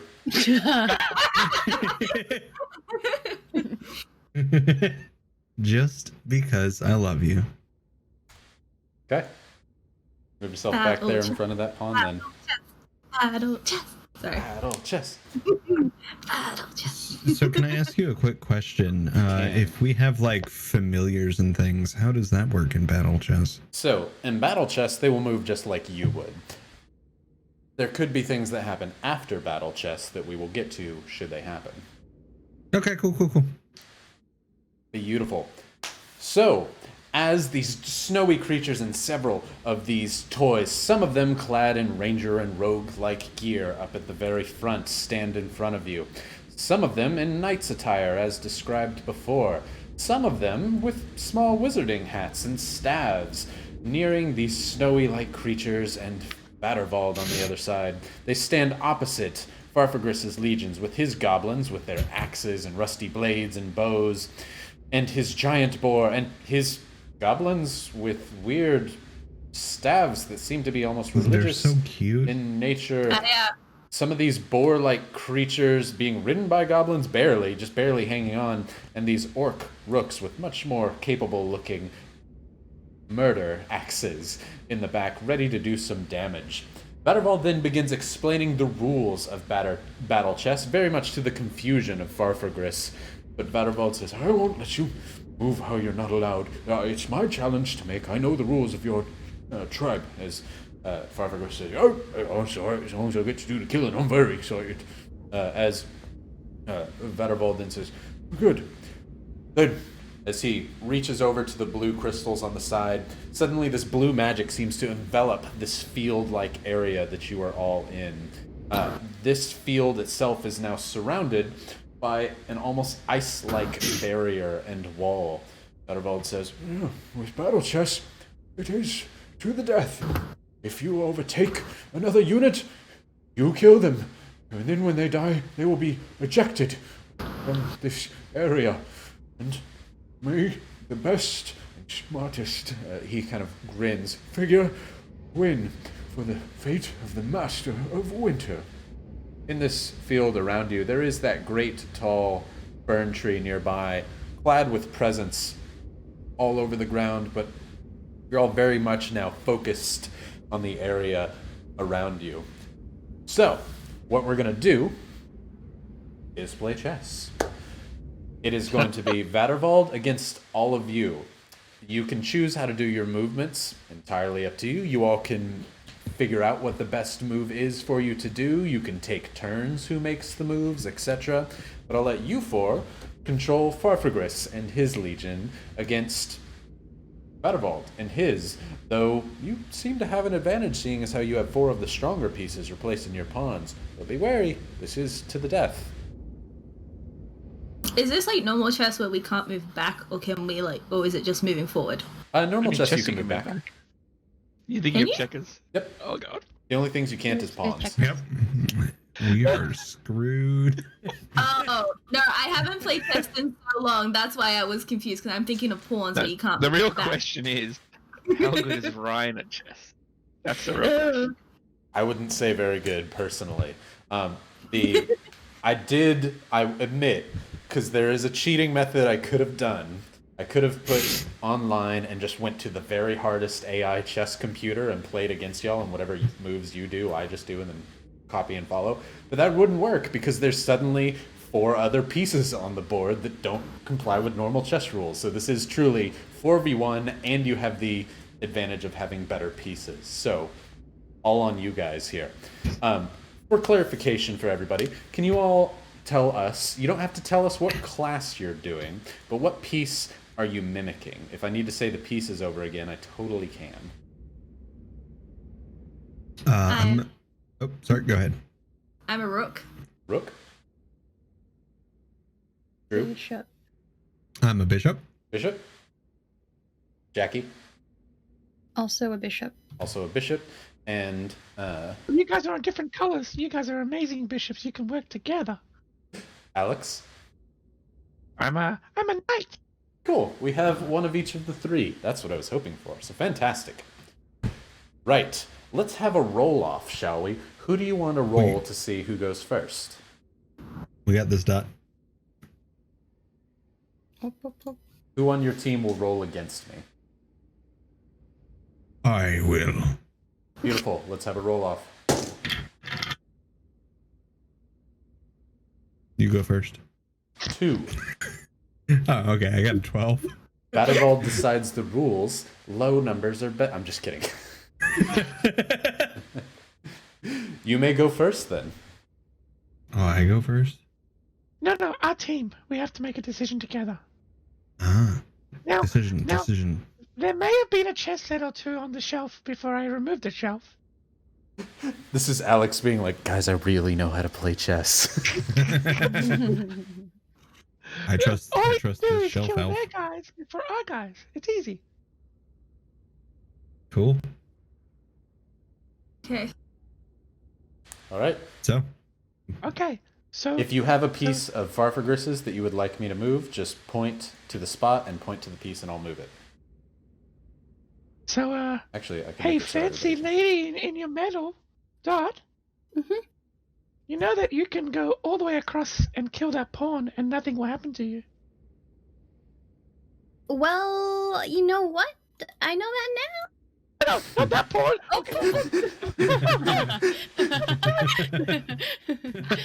No, go for it. Okay, we'll say from after this, if you move something, we'll make it a after this first turn, we'll make it normal chess rules. Once you drop the token there, it's there. But you can move it back until y'all decide your first move. No, that's the right pawn. I thought she went on top of one of our pawns. I go over and I clank my hands together, and then like thunder comes out of them, and I punch this little soldier man out of the chest square. You do what again? So I punch him out of the chest square. Hold on. No. With the gusto that I'm you going to had jump in before. as not as the elf. So that's a really bad move. I was being a smart ass. Oh, okay. I was like, wait a second. Yeah. I didn't want to say trusted anything. I Let me trusted kill the Alex. thing in front of a rook. I was happy to let you do it. Okay, I was trusting Alex. That's what I'm trusting Alex. This has become the worst chess Sorry. stream on Twitch. I swear there was no salt in me just then. Maybe a little bit. Well, What do you actually, guys it's think we with do? your dot's gullible, so you That was fun. I'm gonna make it so you all can control all the pieces. That way, I don't Yay. even do anything. But remember, once I see the tokens move now, that's where they move. That was an example you of a bad play. I think Shelf Elf. I think you should make the first move. Okay, I will run out the front and look menacing. Very menacing. Also, that means our big Brie guy can get out. Indeed. Does mean the big Good boy call. guy can. As you do so, the first thing that happens is one of the toys moves itself forward to stand directly in front of you. How rude.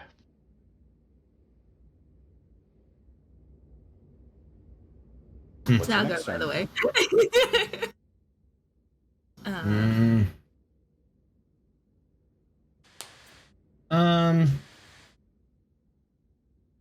Good You know what? question. Yeah. Can I do a thing? You're a bishop, Good correct? move. Yeah, I'm a bishop. Yeah, you can do a thing. You're gonna get Can eaten by I me. summon my wildfire spirit? This is battle chess. You are acting just as a chess piece currently. Okay, fair enough. It'll come eventually. I'll destroy everything. You gonna stop there? Um. Because you moved already, and I'll say Yeah, the last there's time- nothing. There. I was gonna say I'm already moved there. Nothing more I can do. Okie dokie. So, That was quick. Mr. Bill. I've already moved there. I thought I could do something else, but I was mistaken. I will give- I gotta figure out if we all die straight away, we can watch him do the rest of the game. Yeah. Fair enough. All right. So the first thing that happens is this pawn moves here and overtakes your friend, which, as that wooden creature, you're focused on the knight behind that slapped you on the wrist. This one comes up with its wooden sword and stabs you directly in the heart. As you tumble over, you are suddenly transported outside the My battlefield. plan You has lose succeeded. half of your maximum hit points Birch. Jeez.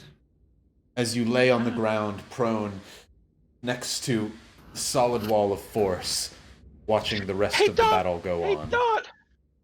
Hey, Dot. Yeah, Uh-huh. I mean this in a good way this time. Okay. If you go into that space to the right, in front of our amazing little kitsune, Mm-hmm. yeah, that'll be a really good position. This one? Yeah. Okay. Just two spaces over, right? What? Perfect. That's really good. Oh. Because Oh. Mm-hmm. yeah, you see it. Yeah, I see it too. Mm-hmm. Mm-hmm. You do see.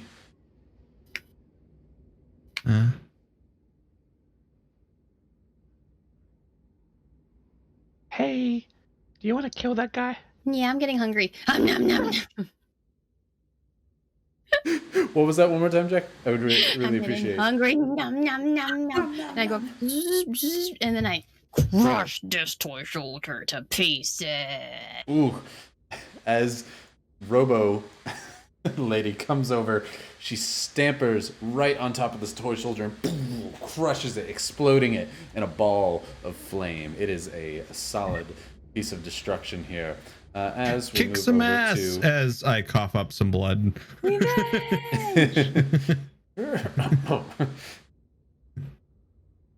as we go up. Hey, Feeling Kill that hungry. one for me. keep killing Fucking it. Keep kill it. killing it.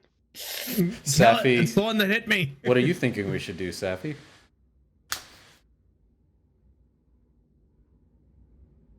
Just saying to throw all Jump thoughts over out it. there. Sorry.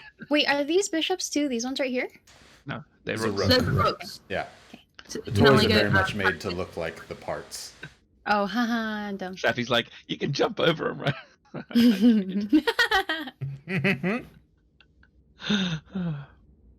All right, I have Um, what I want to do, but let's wait for Safi. No, you guys can go. I'm good with seeing how it plays out for now. All right, I'm gonna power up my arms and clang, and then lightning is gonna move through them. I'm just gonna get real low and put this thing through the sky. Good job. Ugh.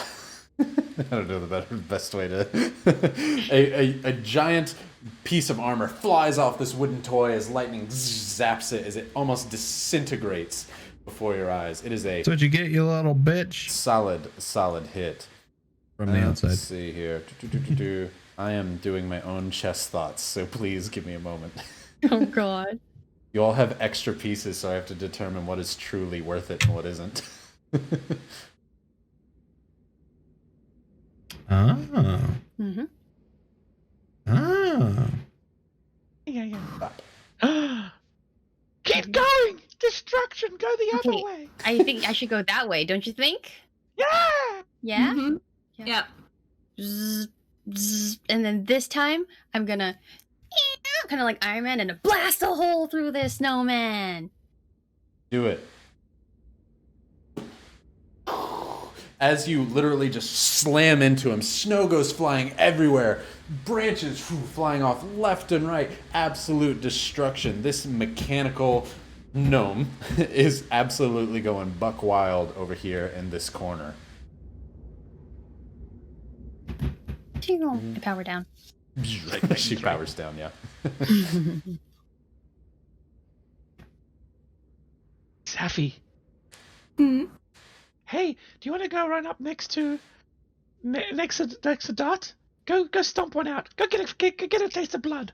Yeah. Yeah, and I go up and I do the stereotypical anime thing where it just looks like I barely even open up my sword, and then by the time it's done, it's just I getting believe we call that check. Literally just whoosh, as she suddenly is teleported to another location because anime. Beautiful. You absolutely wreck that rook piece there. Yep, it's a check at the moment. That is currently a check, correct. So hard with the pieces that look like the pieces. Yeah, I know. That's what's been throwing me off. I was like, oh, she is a rook, isn't she? Okay.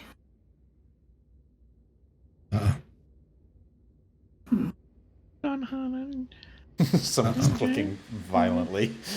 sorry, I was muted. What's this little wizard one? That's a bishop. The bishop. Oh, that's a bishop, and then this one is a Is a pawn. Pawn. One. pawn. And this is a pawn too. Yep, the Yeah. rogues and rangers look the same. Yeah, it's This the one one- that murdered me. All right. Well, I think I know what I want to do, but let me know what you want to do, Alex. Yeah, give me a sec. There's like Okay. Make a move. Alex ain't the only chooser. one of Good the vision of one of the the two of you whole are screwed. No, not at the moment.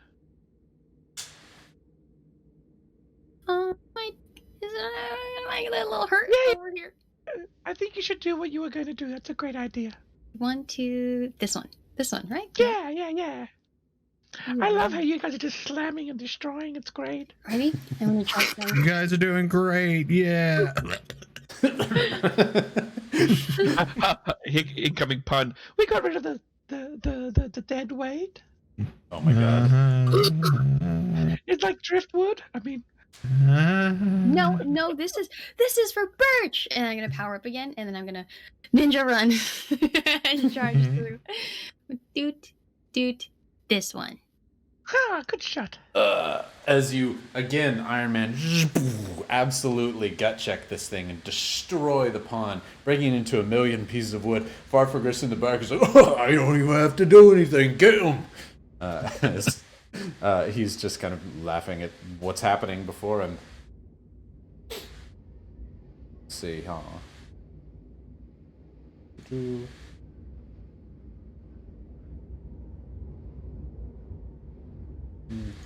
I have to really He think. can't take Safi, guys, because the other rook's covering Safi. Mhm. Sorry, plays it nice. Yeah, I know. That's. Mental note: play Jamie in a board game of chess. Then you can finally beat Jamie. I can finally destroy him.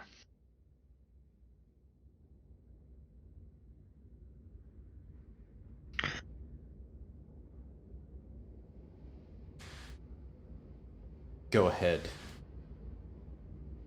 P. Do it. It's not Safi. I'm is just it? trying to Going play Safi. out the Do it. critical moment where he beat like the best chess player. Daniel Narditsky is a fucking prophet. Hey, Rin. Just go stand next to him and give him a pat on the head, will you? Like, go forward one. Oop. Hello. And just give him a creepy smile. Hi. Hi.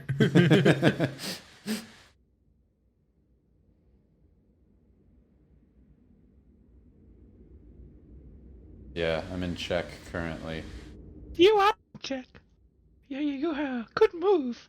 We didn't expect that to happen. Just kidding. Can I do it, guys?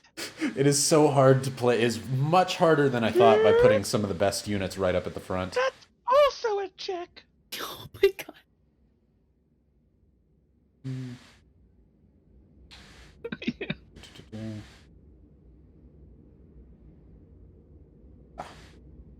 It's the only move I can make. What a move. It's What a move! Oh, what a move! Do you guys mind if I do another move? Go for it. This is just I don't Alex understand this with game, extra but you're units doing great. versus Ryan. check.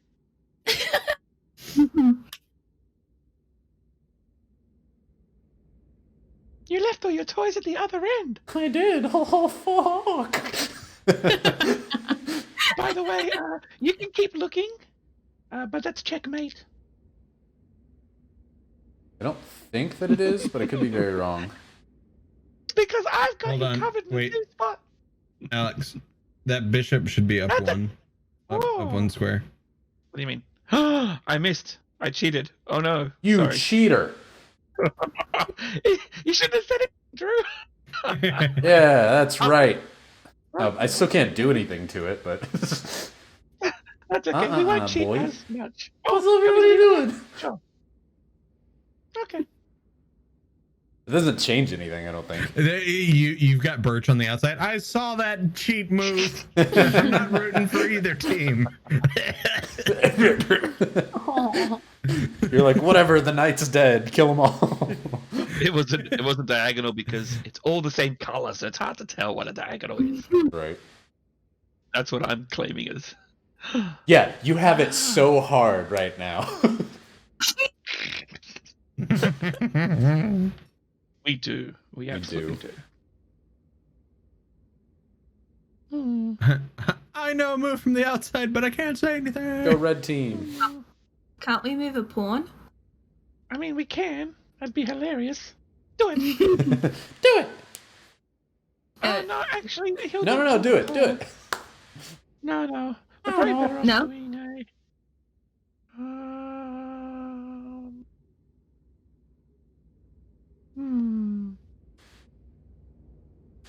This is tricky. Is it that hard? Well, I mean, there's lots of options we can do, but I'd rather keep everyone from dying again.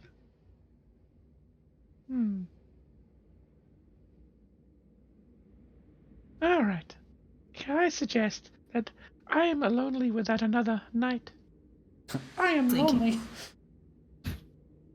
Yeah, Rybonator, it's totally unfair. I get it. Oh, 100%. But I'm loving it. I'm here for it. We'll do a Christmas holiday special, and you and I can have a game of chess. It's There we fun. go. Okay, 2 seconds. Okay, I think. That's what we want, Jamie. Because then it's like checking. It's just checkmating 2. All right. Goodbye. Do it. No, As this What? you can't. rogue. Can I not? Not do that. Can't. Oh, The shit. knight's No. protecting her ass. That's why I moved the knight up. He Per- can take me, but it is checkmating 2.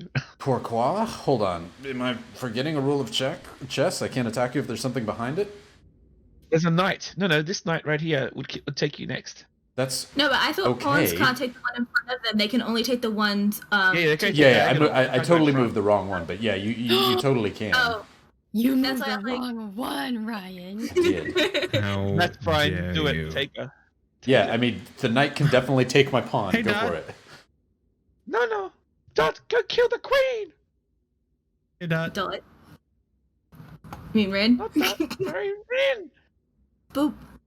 Take that one. Hey, that's what I said to do. As this giant snow creature, Oh. formidable, menacing, Betrayed. again, nothing personal, kid.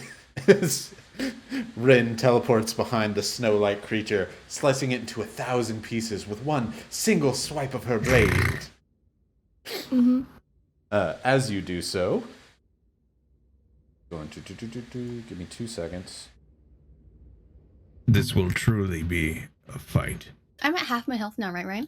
Yes, correct. Half your max health. The better half.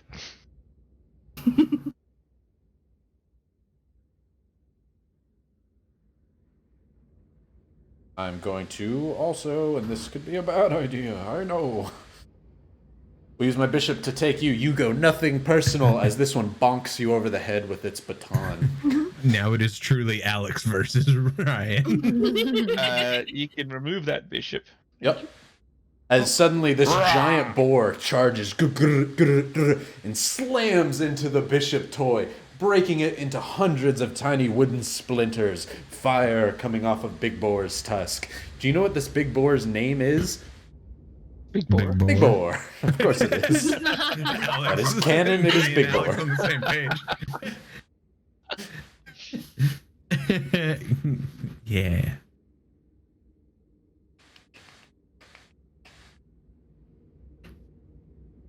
Decisions. What are you going to do, DM? As all 4 of you Go for Butterball. the team. moves to take the knight, the elf on a shelf. He slams his icy fist into you and throws you himself out of the arena as you take half of your maximum hit points. Awesome. You all still will control the enemy, though. Okay. Should we go through this quickly, guys, or do you guys want to? Do you have any moves you guys want to do? Fuck, Alex. Should we go through this? Do you just want me to handle it? You know, you want me to. I mean, we got a break coming up. Might as well. All right. Okay. Oh, I don't like you. Yeah, I don't know if there's actually any move I can make. There is. There's only one. You have to go right.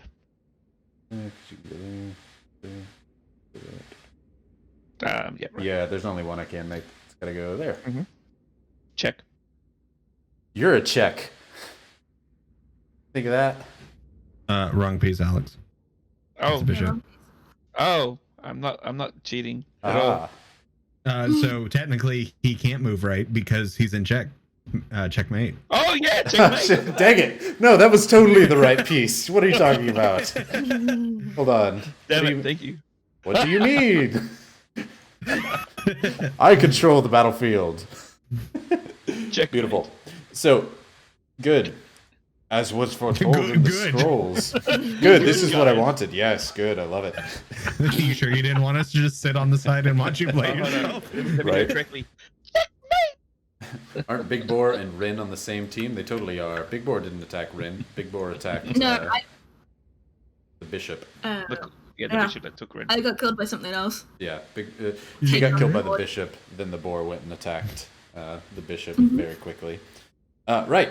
As the boar stands in front of Vadervald, ready to charge it, the bishop, eager to zap Vadervald with any move that it takes. Farfagris stands there, I didn't even have to make a move, old man. His orc rook ready to strike at any moment. His pride goblin knight on the side, ready to strike.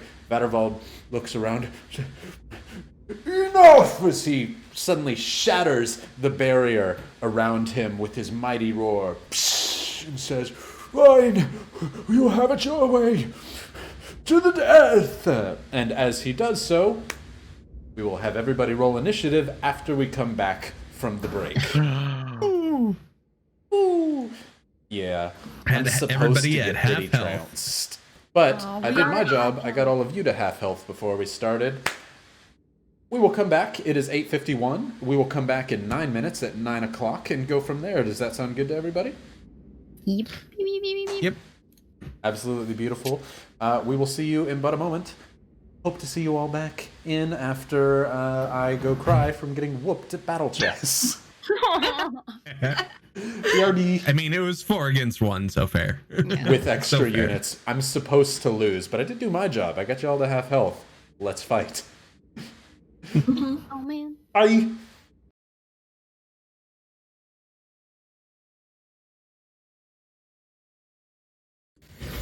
Welcome back to Whoop Ryan Christmas Cheers at chess o'clock. Welcome, we're all back. So what Alex kind of suggested, which is a good idea, if this were a normal session, we would leave it as is, but because we're streaming it and for the sake of brevity, units that are the same are going to cancel each other out, because as this fight begins, essentially all of the legions behind Farfagris and all of the toys behind Vadervald all begin to start clashing as all hell has broke loose. All rules are essentially off the table. So for every pawn that's on here, we're going to cancel another pawn out. And for every unit of the same style, we're going to cancel one out just for the sake of brevity. Oh, on the nice. stream. We get to keep our queen? You can, in fact, keep Yep. your queen, but something different happens to your queen, I will say. That's okay. We'll take a bishop. We'll leave the important figures. Yeah, that makes more sense. So, you don't actually get to keep your queen or Farfagris, Oh, no. because as soon as battle begins, Yes. Farfagris Big boy. jumps on Big Yeah. Boar as he is now in his real, true battle form. Keg in hand, spike tankard avail. He jumps on Big Boar as it immediately comes to his beck and call as battle has begun. Vadervald stands upwards, holding his mighty, snowy magic above his hands. I need everybody to roll me initiative. All right. Oh, good roll. Okay. All right, let's start with Jackie. What you got? 16. 16. Okay. Drew. 21. 21. Rin. 23. Holy crap, okay. Wow. Wow. Elf on a shelf. 18. 18. Okay.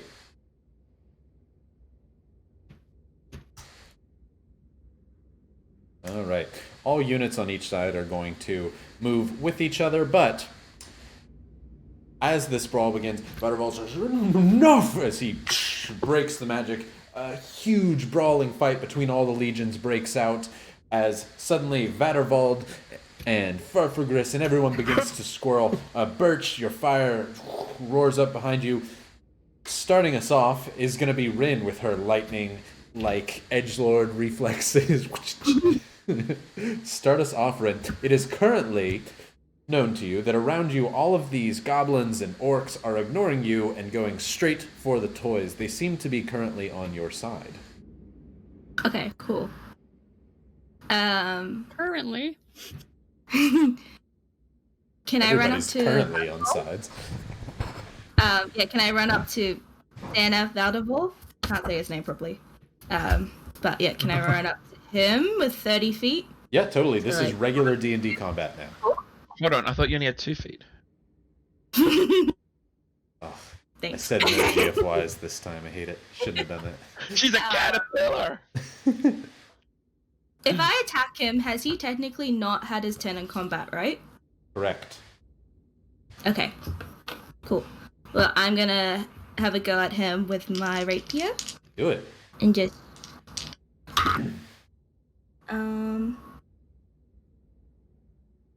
24 to hit.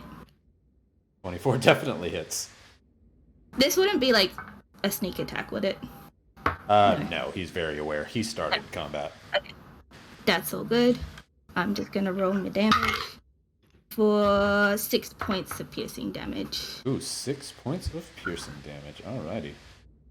As you run up, Vadervald, currently focusing on channeling a lot of icy wind around him, you take the opportunity to immediately go up and describe how you slice into him. Is he levitating or is he just standing there? He's levitating just a few feet in the air. Okay, so I just want to like try and just give a good nice like slash to like his ribcage area. Ooh. As you come up, you cut through him. You see nothing like blood like you expected to come out of him, but instead it seems to almost cover your blade in frost itself. Your hand is almost cold as you touch it. You do damage him, but not what you expect to come out of him as you cut into Vadervald. And then I'm just gonna disengage and step back 10 feet. As you If I can do that. hop back, he tries to grab at you with his cold hands, but you immediately disengage and hop backwards. As it's going to go then to Birch. It's your turn. Cool. Birch is gonna give out a whistle. Actually, Birch, prior to your turn, before you do, as you jump back from him, he reaches out with his hand, but then he pulls up one of his lists. He looks at you, Ren, and he crosses a name out and writes a name on the separate list to the side. Go ahead, Birch. It's your turn. Uh-oh. Actually, you know what? I'm gonna do a cure wounds at 3rd level. Okay. Solid move. Solid move. Okay, how much are you healing for? I'm trying my best to get my dice out. And alright, so that's a 7 plus 4, so that's 11 plus 4 is 15 plus 3, so 18. 18 hit points. Describe your magic, as I do not know your character. You'll see Birch tap on her shield as you see this one like red ember glow inside of it, and you just see flames wreath around her and do some healing. As the embers around you begin to glow hot, even hotter, and turning an almost blue flame, you heal yourself up, ready for the fight in front of you. As Vadervald looks over at you, go ahead and do the rest of your turn. Anything else you can do? There we go. Sounds good. Thanks, Dot. Be a human shield, please. I need it. As Vadervald I'm squishy. Looks at you and says, he crosses another name off of his list. most naughty. I didn't even do anything. Why do you get most naughty? We don't have to do anything. We're just fighting him. Now you're catching on. Token, it's your turn. It's the turn of a token. All right, I move my token. And I slap it with my giant shelf. Hit him. Do it. Oh, that is a big number. That is a natural 20 plus 6. So a critical hit, 26. Definitely hits. Now, I do have a DM question. I do have an answer. So, this is meant to be a great sword, but I am small. What sort of damage would you like me to roll? If you're technically considered a small creature, you roll... I think for a greatsword for a small creature, it's 2d4 instead. But being more generous, I'd say just a d10. Okay. 2d10 it is. Wow. That's a total of 19 damages. 19 damages. And I Some slap him damages, hard and though. leave a mark. And then I go, you know what? You deserve a second slap. And so I use my action surge to slap him a second time. Do it. Slap him. Oh, it's a 19. Definitely hits.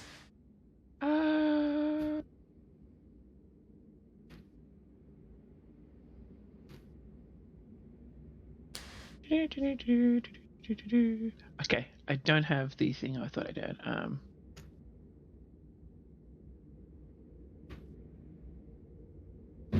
Okay, so my damage is 10, and I leave an unwavering mark on him.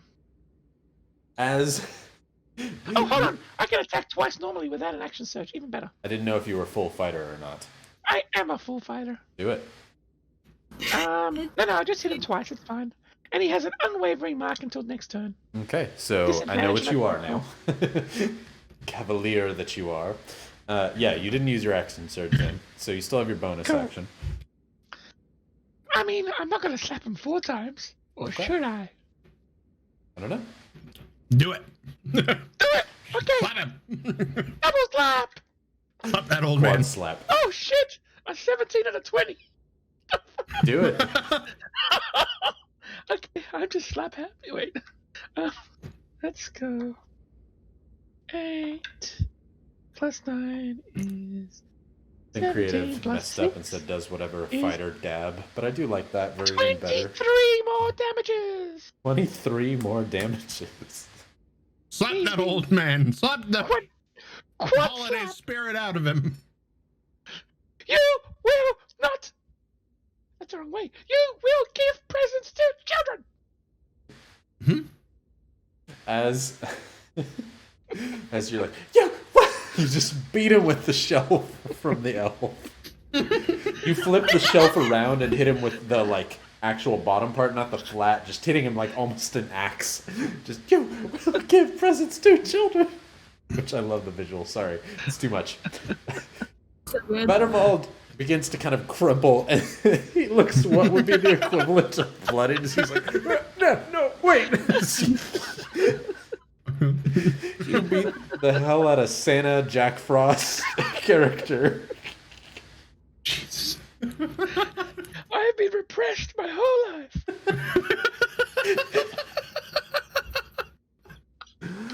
Oh, Never again. is that the end of your turn? That's my turn. Okay. As you end your turn with this crumpled old body, Mattervold looks up and he barely is able to get the paper up as he scratches the name out. He's like, oh, sorry. I scratch it for him. In his like snowy blood, he writes something else on the other list. Uh-oh. Why don't I As- play a fighter more often? He rears back as he says, I am the master of winter. As he, a huge gust of snow pummels out. Actually, he's gonna have to move first. He kind of crawls on the ground a little bit. He crawls on the ground to get in front of you. Before he says, "Oh, you're just a toy. I make toys. I am the master of winter." And as he does so, out of his breath and out of his fingertips, a cold, the likes of which none of you have ever felt before, begins to crawl up your back and envelop you as this breeze comes out. A near cone of this cold attacks all of you. All of you except, because she has not had her turn yet to be on the naughty list, all of you except Dot make a Constitution saving throw at disadvantage. Oh, hell yeah. Also, is my audio acting up again? No. Okay, neat. Come on, con. Hell yeah. Even at disadvantage, my con is still 19. Beautiful. 7. This, boys and girls, is why Constitution is important. Okay, No matter so, what class. so 7 for token, correct? Correct? Oh, Correct. 7. Okay. 3 plus Yeah. 4. What do we have, Dot? Oh, I thought I don't have to since I'm not on the naughty list. No, just not at disadvantage. You still take. Oh, the got it. Yeah, it still need a con save. For now, Rin, what did you get? a 4. Okay. Let's go to Birch. That was a 19. Okay, and now to Rin to Dot. 16. 16. Okay, so as this mastery blast of cold, his anger originally supposed to be focused on the great Farfagris, the prideful chieftain, but after being beaten to a pulp, quite literally, he has to instead focus it on all of you because he's very mad. It didn't have to go this way. Cone of Cold comes out. Your 19 does save you, so you will take half damage, but 42 points of cold damage comes out to all of you. As Well, I would have been cold outright dead. hits. Down. 42? 42. Incapacitated. Oh no. Look at that. I'm down. Okay, Me too. is everyone down except for Birch. Birch? Okay. Right. Vattervald shoots out his Cone of Cold and still not doing good. Crawls back up, trying not to get any sort of attack of opportunity from this knight who's nearby him. Trying to get away best he can. His toys come up and start doing some stabbing too. They all don't have much of a reach, so they're going to do their best to get over here and do their stabbing. Let's see.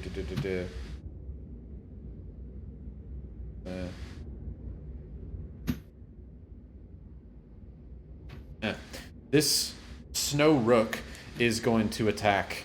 We're going to say Dot, since she did the absolute most destruction in the chess game, killing units like crazy. It's going to attack you once, forcing a death saving, or forcing 2 death saves on you, Dot. So that's 2 down for Dot. As these things go over and attack, this bishop will attack the rook here. I will be very quick with these. It does hit. It's going to do some damage. I'll write all that down. As a bright bolt of light comes out of its staff, and it attacks the orc rook, hurting it for a sizable chunk. Before we go down to... okay, it's Dot. It's your turn. I need a death saving throw from you. Don't you die, Dot. Cool. Cool. All right. Never mind. My childhood best friend about to die. Don't fail me now. That's an 8. Oh no! Well, there goes my childhood best friend. For the magic of Christmas, since you all let me do the module, I'll let you do it at advantage. Aww. 13. The best Christmas 13. Okay, then the gods did not decide that you go down. Yet. I will give you 1 Christmas bonus each for being good little boys and girls and letting the module happen.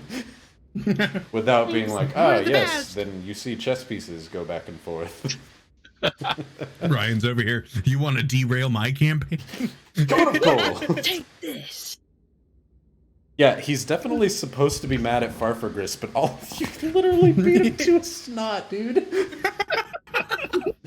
So 1 death save in your favor, 2 against you, Dot, as it's going to go to their turn. We'll say the knight here is going to be overzealous, and he's going to try and take the glory from Farfagris. That is a 9 total, so that does not kill. Farfagris is going to be very angry, of course, and go to attack the pawn. Absolutely obliterates the pawn.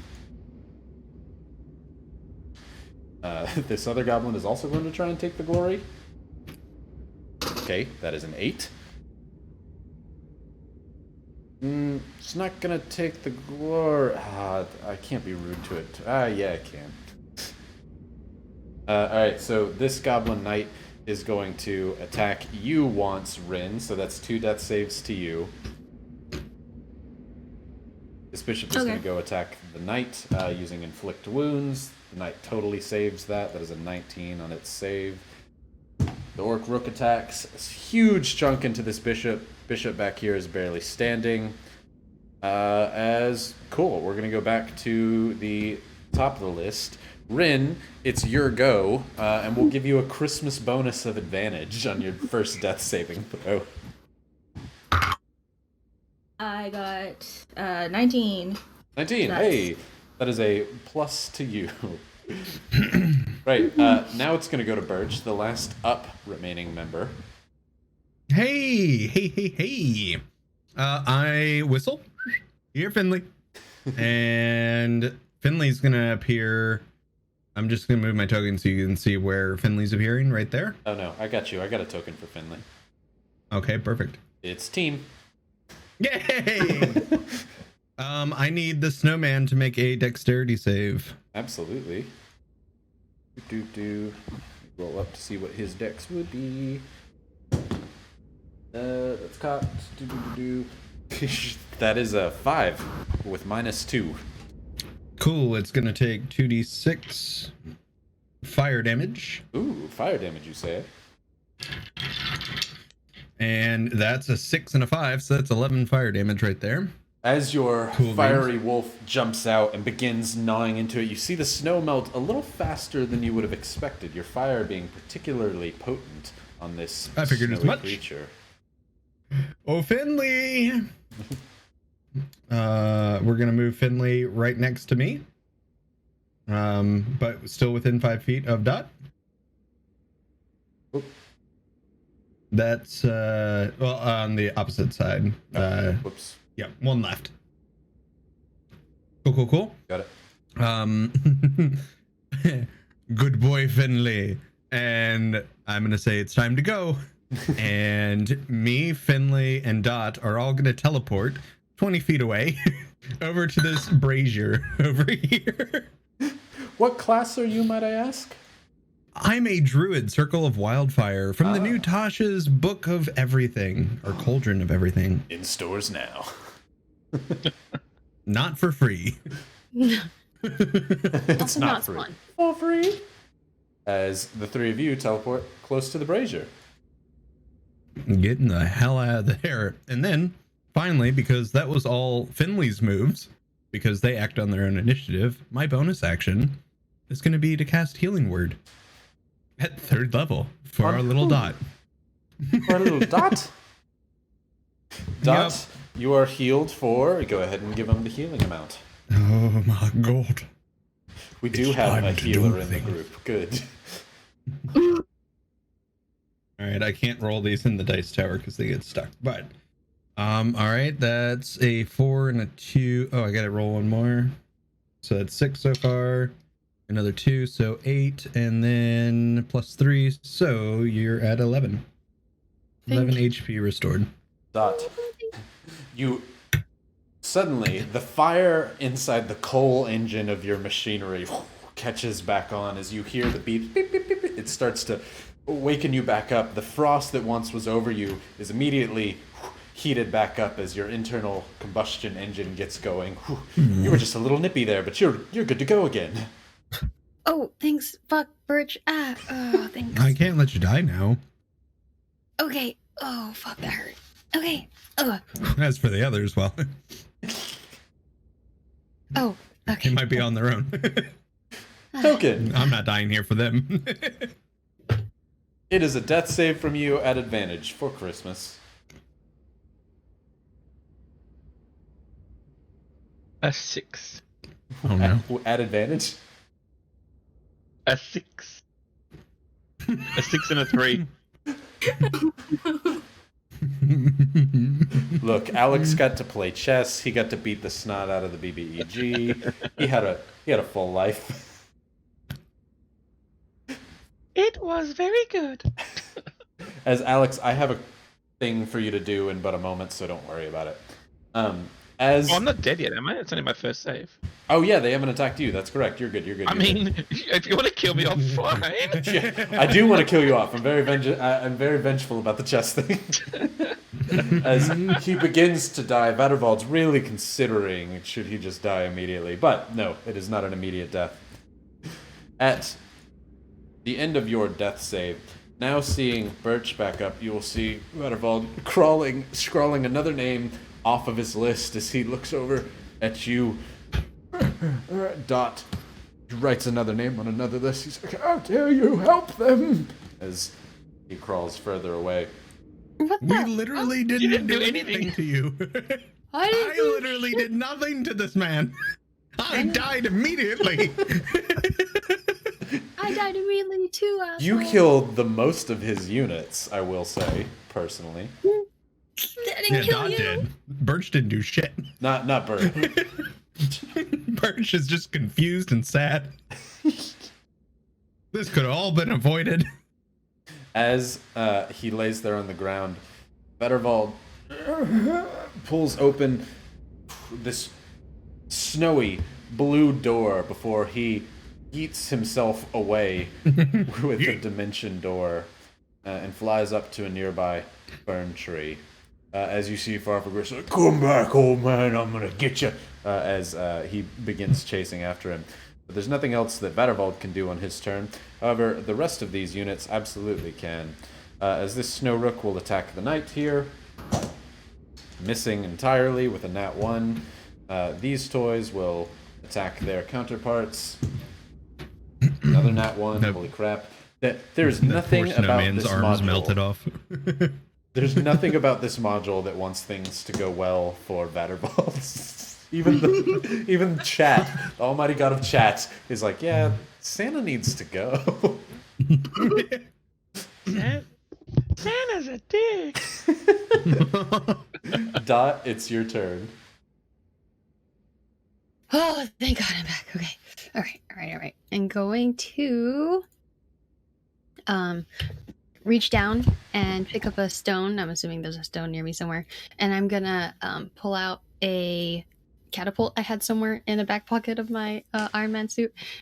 Put it down. I'm gonna launch this catapult at this asshole of an old man. May he make a dex save of 6. Dex save, please. May he make a dex save. All I heard was launch his catapult. I'm expecting this catapult to fly through the air. Oh no. It's an opposite catapult. He has a +0, but he does have a 17 on his dex save. He makes it. My All right. First okay roll of the night. All right. I load this ice-covered stone up and I launch it, but I miss him. As a small You little should set it on mechanical fire next time. catapult you set down like a toy, much like his, rivaling Vattervald's, but yours is more steampunk, as it flings this icy rock like a bullet flying by him. It hits a toy behind Vattervald and absolutely shatters it. And Vattervald, as he begins writing ferociously on his paper. What else are you doing?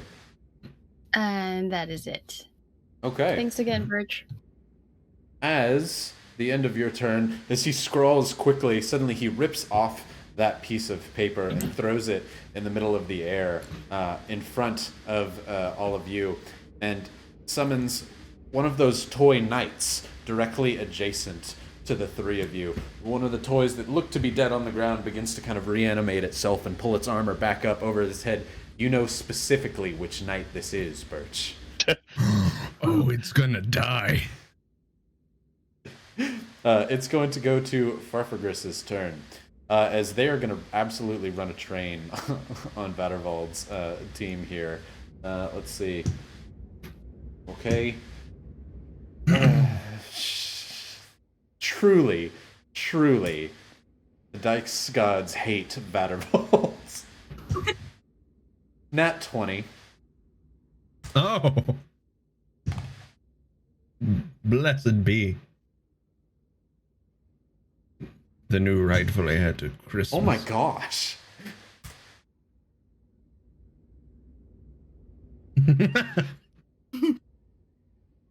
Okay.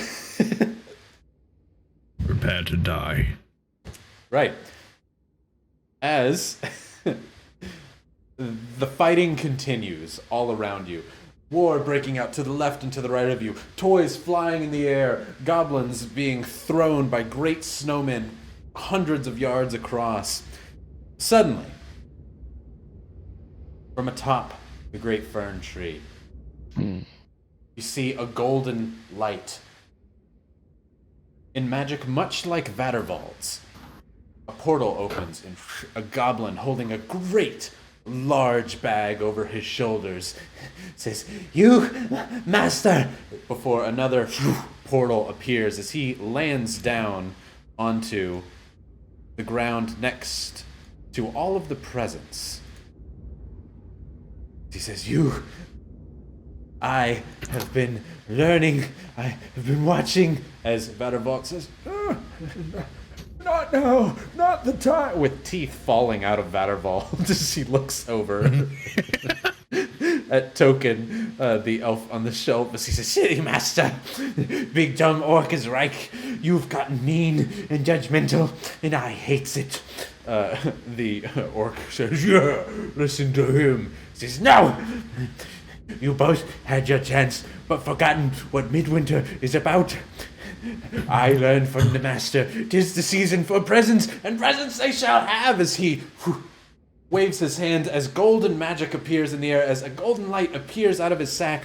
All of the presents around him, suddenly their wrappers begin to form like sharp, gnashing, bladed teeth as they all open up and start chomping and chewing around, as a new party and a new fight for the Master of Winter title has emerged. Mimic present. Birch, where As have you give put me a us? moment to bring all of the We mimic teleported presents. to the wrong brazier. We teleported. Rin and Finley, you Token, fucked us. you're doing you're in the best spot, really. It's called sleep. It's great. The You're great the sleep. We wake up, there's these presents chewing everyone. We just turn back and go back to sleep. Give me just a moment to move all of the mimic presents over. If I can make a statement while you're moving things, I vote for, like been said in chat, Christmas Schmeagle should be the new Santa. Christmas Dear God. Smeagol with his amazing Yes. present mimics of So cute. The I artwork's love really good. them. right, dude. Chris Hill over at Retrograde is just absolutely phenomenal. And all of these artworks are made available for free over at retrogrademinis.com, which the module directs you to. For free, right? Can you believe it? Too cool. As let me roll a new initiative for the Sack Goblin and his present mimics. That goblin sounds so wrong. It does, but that is what he It is. sounds better than pegging. Oh. Distance. Right. As I briefly kind of alluded to in the chat, even if you didn't side with any of them, violence was still going to happen. Yeah. So we could have made that happen, but either way, we shall come to the start of the round as the Sack Goblin throws this golden sprinkled magic up into the air, his great sack of infinite holding, all of these mimics with gnashing teeth go chomping forward. There are hundreds of these presents around the tree. They're basically kind of cleaning up the battlefield, currently fighting the toys and the goblins, as this has now become a free-for-all between the three parties. With that, Rin, it's your go. Good luck, Well, Ren. I'm dead. At advantage, it's Christmas. At advantage? Okay. Yeah. Just call him Christmas, Smeagol. Still dead. Oh no! Still dead. That's okay. How dare you bring Safi on stream to die? I apologize for killing Safi off. We'll leave your character there. But Safi, It's not awesome. I think Sappy. people will be more mad at that. Yes. how about you control the third army? Oh. Okay. Great. Your goal is to kill everyone and everything. Oh no. Okay. Dot, we're running. Should have stayed on that bench. Should have stayed on the bench. Could have watched everything from the bench. Okay. I will get to their turn in but a minute, but since Rin has fallen, it's going to go to Birch. Safi, while this is going on, I will give you all the stats you need, but I would highly suggest if you go to the video, you can get to the PDF and download it, and you can find the present mimics and the sack goblin stat blocks if you want to take a look at them. I will do that right now. Beautiful. Birch, it is your go. Currently, Token is dying, and you are surrounded by some vicious mimics. Jeez.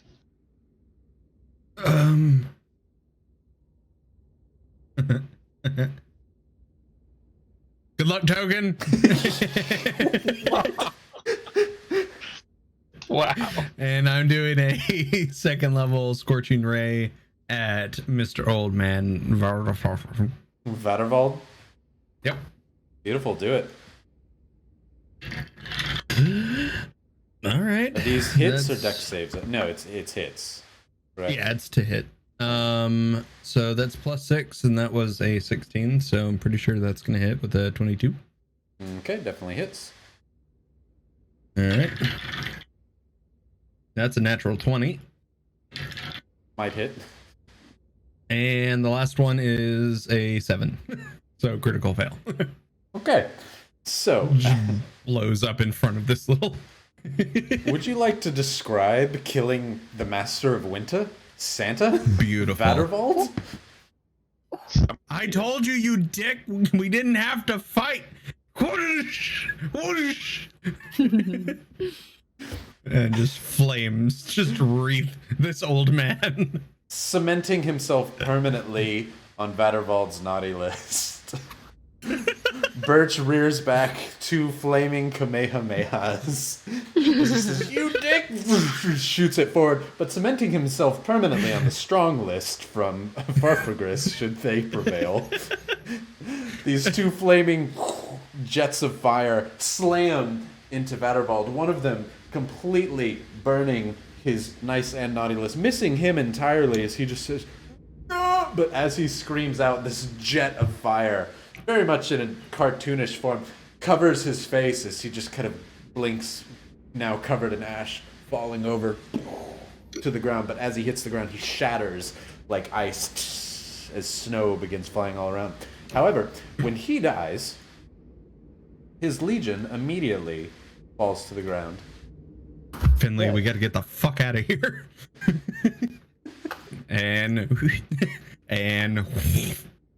we get enveloped in flames and teleport 20 feet down. Go ahead and move yourselves.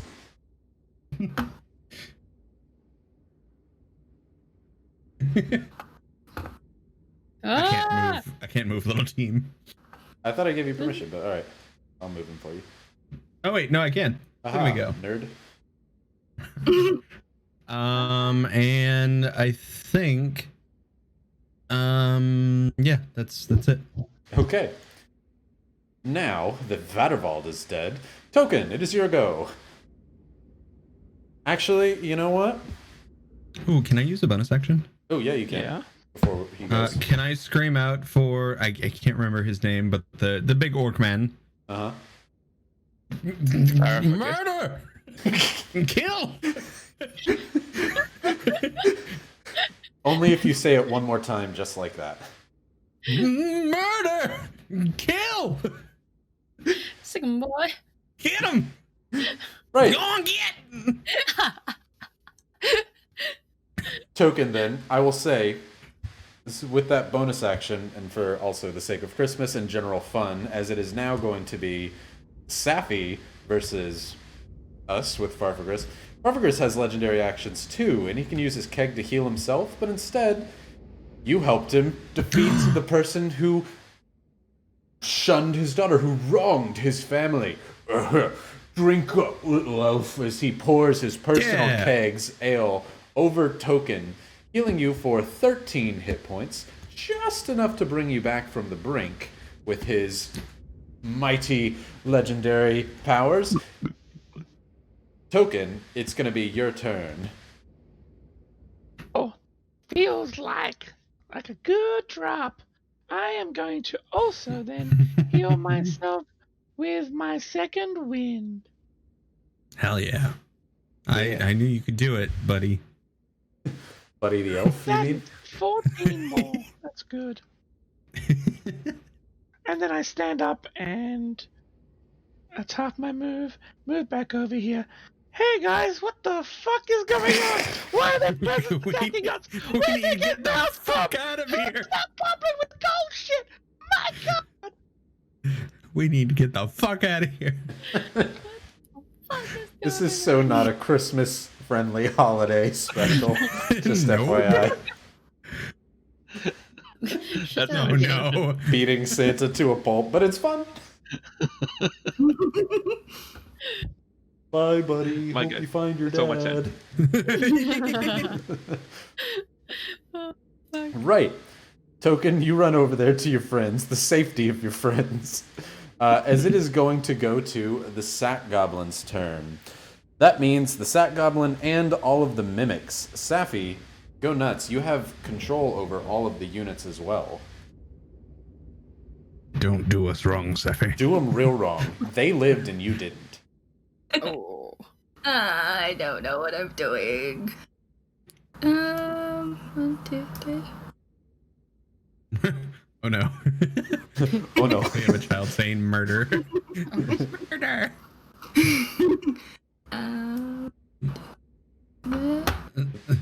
Presents There's can other move people on the 15 map, feet. Safi. I know, that's why I moved it back one. Yeah. There.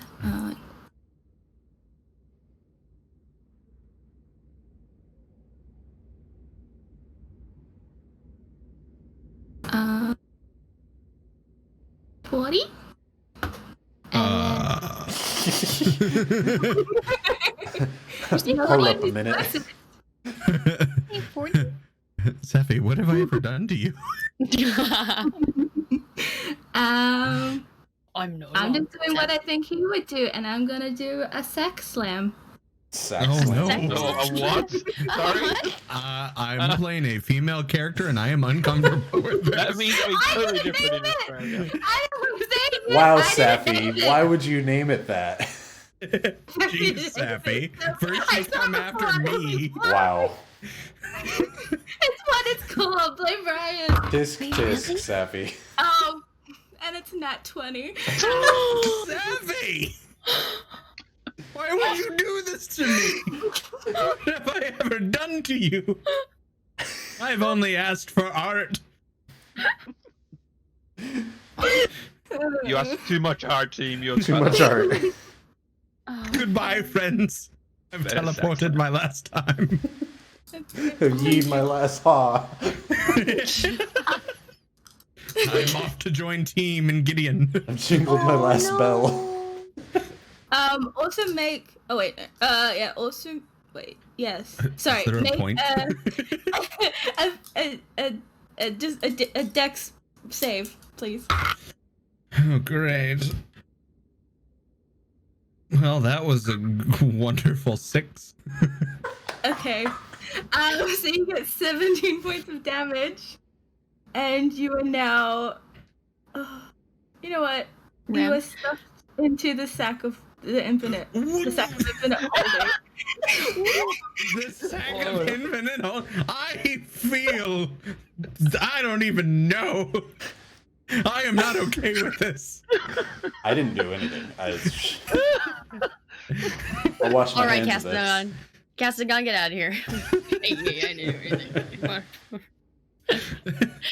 It was all a dream. If we get back to Red Wagon Inn in 2 weeks and Birch is not there in the boat with Gideon and team, I'm raging. Gideon's like, what? So, what brought you here? And you're like, this sack Santa slam. dick. Just got slapped by the sack man and I just ended up here. Ooh, oof. Team's like, it got must be a sack language swallowed. barrier. I'm not understand. I don't know what's happening, but this happened. I'm sorry. You were the closest one. I'm gonna move you up there. Likely story. I'm also you're gonna blinded, restrained, and suffocated. Is that what's happening? Yep. Okay. And then I'm gonna bonus action and 1, 2. She says it's so sweet. You had a bonus action. Am I unconscious? You're suffocating. Blinded, Yeah, restrained, and just blind, suffocating. restrained, and Oh, suffocating. cool. So Finley can act on their own accord. Cool.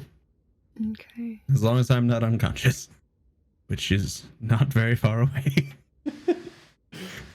Uh, Thank you, Safi. This is what I wanted for Christmas. That one made me think.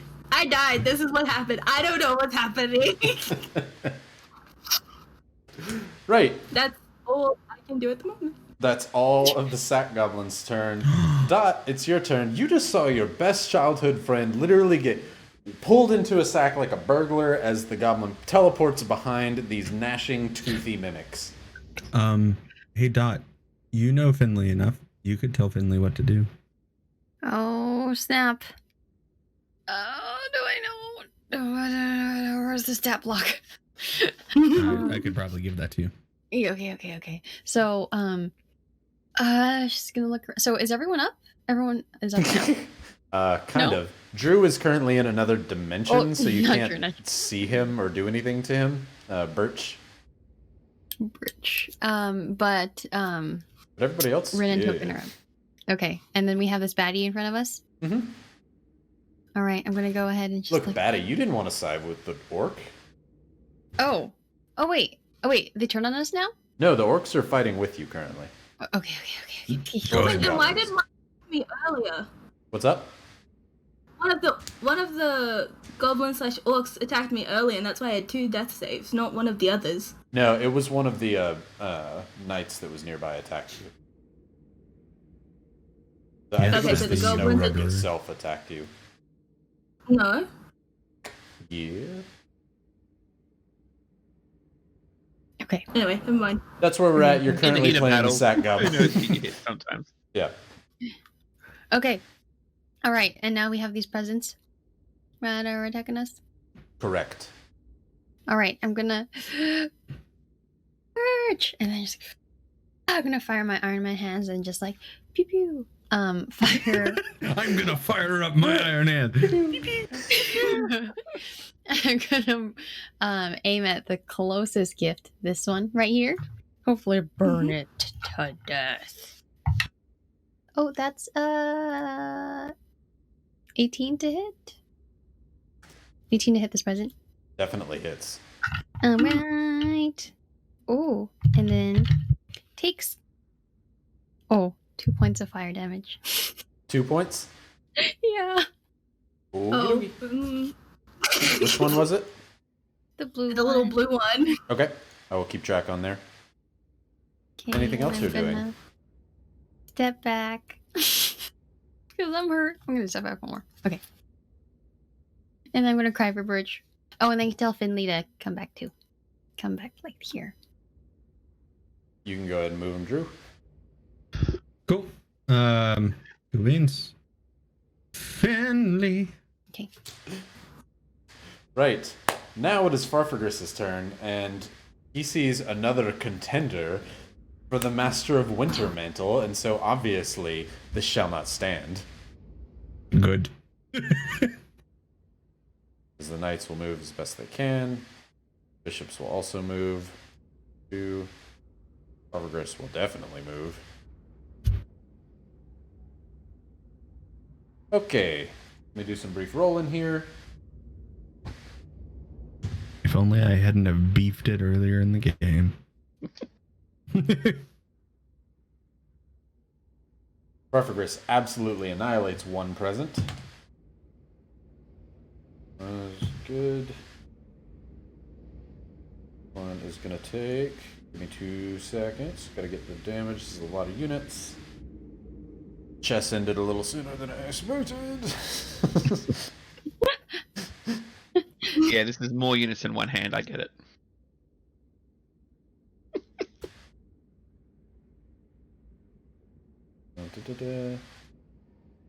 And that one also goes down to.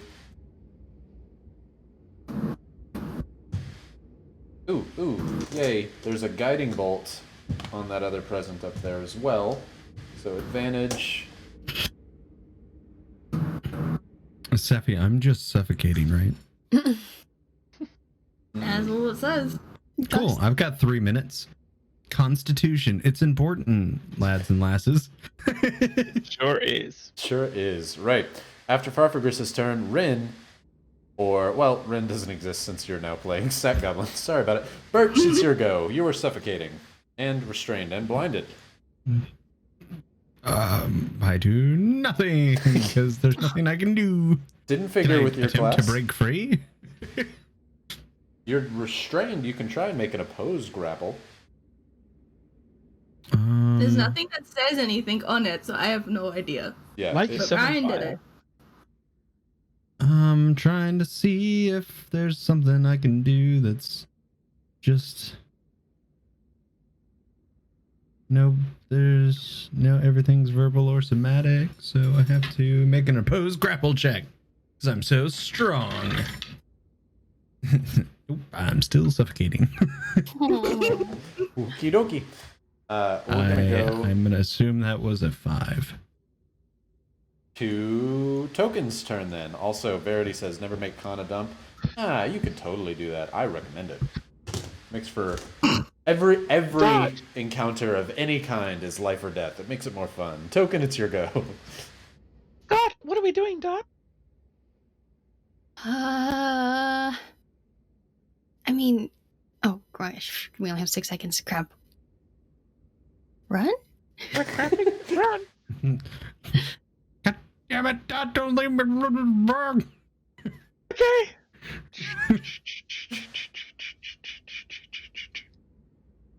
I heard of this mystical magical term called legging it.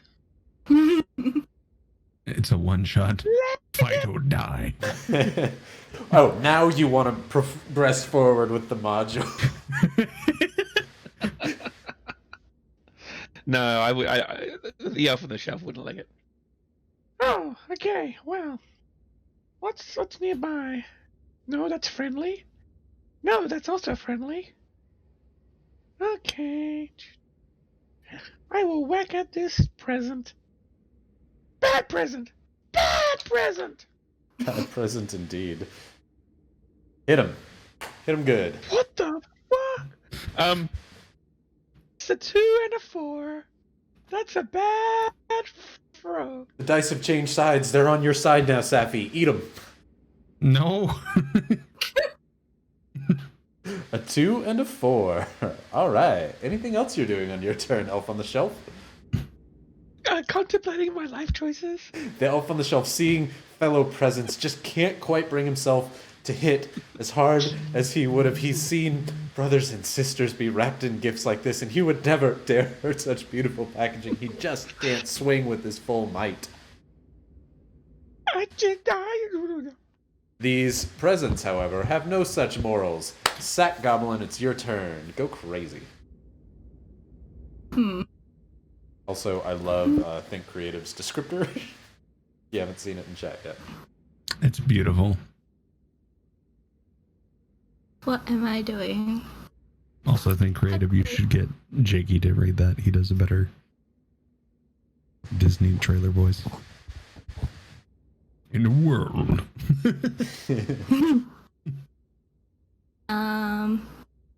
Okay. Presence attacking the one on the board at the top. Do it. I don't fucking know.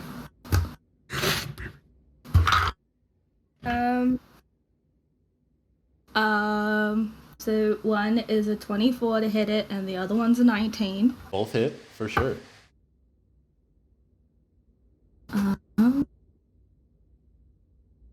Me, like, what dice am I grabbing now? So it takes 4 and I just got that one. Oops. 4 and 7 points of damage. Okay. As both of these mimics begin chewing at the legs of the boar, the goblin barely escaping the damage to the boar, becoming wild and frenzied, trying its best to stomp these mimics out, but their ribbons, their bows are like razor sharp wires biting into this thing. Sizable chunk of damage.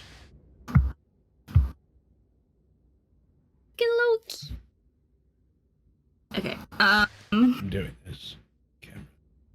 I guess I'll have that other mimic try and hit the big orc guy. Because it's right in front of. Do it. 20 to hit. No, not nat 20, but Definitely 20 still. to hit. And then that's 9 points of damage. Okay. As this mimic jumps up and bites a huge chunk out of the side of Big Boar. Big Boar just, as he slams it with its tankard to knock it off of Big Boar's side, its flaming tusk rearing back, ready to slam into the mimic as best as it can. What else you got? I guess I'm just attacking with all the mimics and like what's kind of in front of it. So the little blue one attacks the one right in front of it. Do it.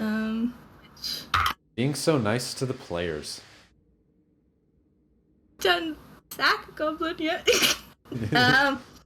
24 to hit. Which Absolutely hits. That one takes 7 points of damage. Okay. And then the mimic in front of Token is gonna go and try and attack Token. Do it. 17. Okay. And that's only 5 points of damage. My ego. My ego. Dude, same. Same.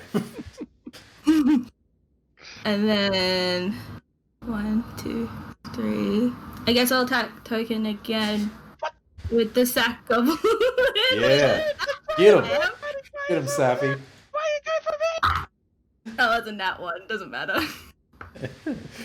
Let me clarify something real quick on the Sack Goblins thing. Did I write that you have to hit? Yeah, to hit. Okay. I think. Yeah. But because of that, I'm gonna bonus action. 1, 2, 3, 4. No, I'll go here. So, And I children, guess- what did we learn today? Don't piss What off is my turn? As the Sack Goblin poofs through a portal of gold off to the other side and looks around like, alright, who should I attack next? With that, it's going to go down to Dot. It's your turn. Okay. Sees the little elf on the shelf, the tiny, being even smaller than me, have courage. So, okay. Just gonna turn around and join the fray. 5, 10, 15. No, I'm just gonna go here. Oh, Loki. I'd give you inspiration, but you're currently in a Sack Goblin. Damn That's why I bought this stuff. Be gone, Loki. Aw. And then I'm gonna have Finley join me in front of me, the block in front of me. And I'm going to, while Finley's moving, punch this package over here. Watch it. Do it. Gonna Punch the get my package. thunder going on my my thunder gauntlets, as they're called. Roll to hit. 13 plus. What is it? Plus. Oh, plus. 13, 20 to hit. 21 to hit. I'm assuming Definitely that hits. Okay. Oh, Okay, 6 for you. points of thunder damage. 6 points. And then I can hit again. Do it. Thank you, Tasha. All right, and that These is 22 to nerds hit. Playing the newest stuff definitely hits. All right. Tasha is a saint. You take that back. Didn't 8 say the points of bad thunder stuff. I damage. said Thank you, newest stuff. Thanks, Tasha, for that. And then as a bonus action, I am going to cast Magic Weapon on my Great Club. Ooh. As you come up with your 2 lightning fists, they extend almost like the Hulkbuster's fists do. You don't even actually move your arm. They just kind of and shock into this present, trying to beat it down and crumple the wrapping paper that is its soul before you reach back to your great club and coat it in what type of magical energy?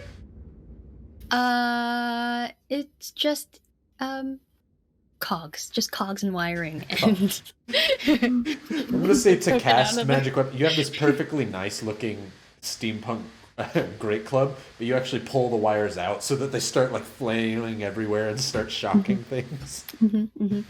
Make it much more it has like primal. barbed wire around the edge. Yeah, Exactly. Right. And then I can also have okay. And then I'm gonna move for Finley. Sorry, Finley is gonna also hit the blue weapon. No, the blue present. Sorry. Go for it. Attack modifier. Spell attack modifier. Oh, I keep on. 21 to hit.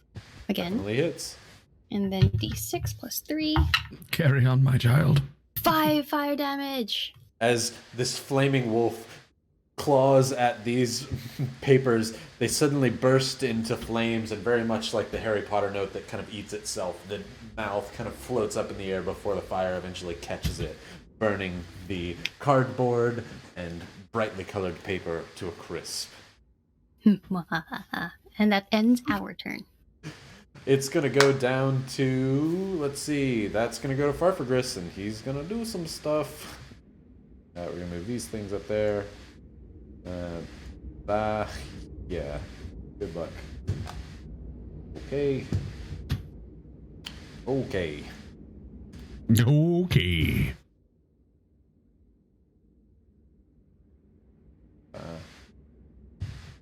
Coming to Dungeoning Channel this Christmas.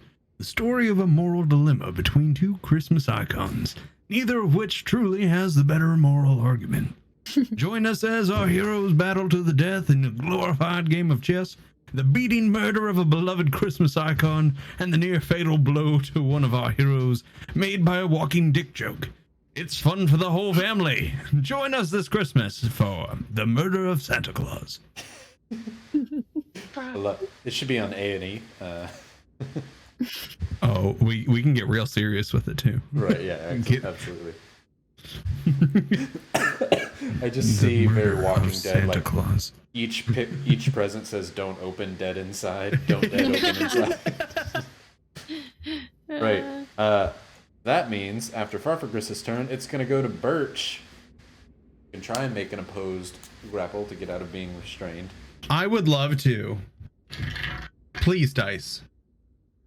16 plus 1, 17. You're out. Suddenly, as the Sack Goblin is in the middle of fighting, you're going to use your action to do this, but the Sack Goblin, you teleport away, but suddenly this ball of fire is like essentially birthed out of this sack as you're like, what the hell is going on? You still have your movement. Sweet. I assume I don't have a bonus action. You technically do still have a bonus action. Cool. I'm gonna do a 2nd level healing where I cure wounds on myself. There we go. Even better. Do it. Heal up. Oh god. I'm at 3 HP. I don't want to die.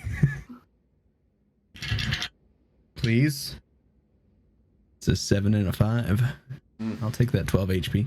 15 HP goes back. Oh, wait, to no, hold Birch. on. Plus 3, yeah, so yeah. Right. Are you gonna move? I'm not taking an opportunity attack from that sack attack. Token, it's your go. Oh, there's still a present next to me. That's kind of unfortunate. I will reverse hold on my shelf and whack the present again. Do it. Do it. Okay. So we're looking at numbers of 16 and 18. Both hit. Ha! $20 damages. Ooh-wee. As you have beaten Santa to a pulp, so have you beaten presents. You just flatten it. You didn't want to hurt it, but it started hurting you. This is kind of like the And pillow that's the over last somebody's time head at the you'll be hospital. It's- I'm repressed! And then I'll come up next to the regurgitated sack friend. that's Hi. excuse me. How you doing, That's- buddy? Dude! That's your turn, correct? You go through. Okay. Right, Sack Goblin, go nuts. I swear to God, Sappy. There's still a mimic in front of the orc guy, so that one's just gonna attack because it. Do it. That doesn't do anything though. Okay. It tries to Anything bite at him, angry? but Big Boar just stomps its paw right inside the center of the present.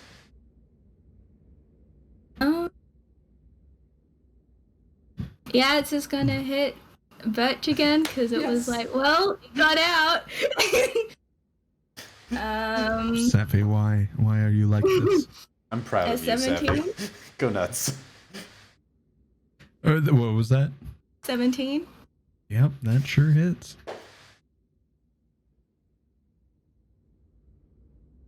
I'm like, where'd the dice go? Sappy, why? One.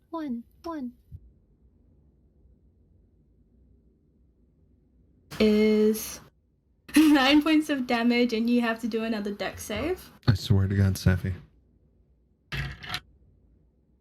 Okay. I'm back in the sack. Oh no. And then as the bonus action, I don't know if does this give attack of opportunity? It I does don't know, not. but it does not. Cool. Then I'm gonna teleport 30 feet away. Teleport onto your own dead body. That would be metal. How you At can least be I right got to next take it. another breath, so I've still got 3 minutes of air. And then, because I didn't move technically beforehand, I can move again. So one. Drew, you've got this one in the bag. A totally original Don't you joke by steal me. Bobo. Totally Don't original you joke steal by me. Bobo's joke. GFY on you, good sir. GFY on you. I think that's it for you, right, Sappy?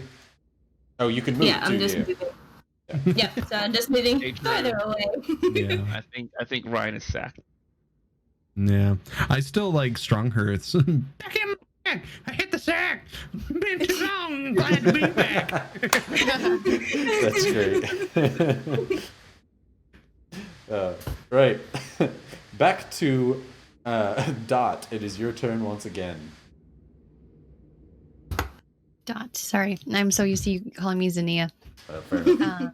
Before I get sucked into the sack again. Dot. Save Finley. Help! He's just- Help. What? Huh? Can't we all get along? You got this. It's just a goblin. Okay. All right.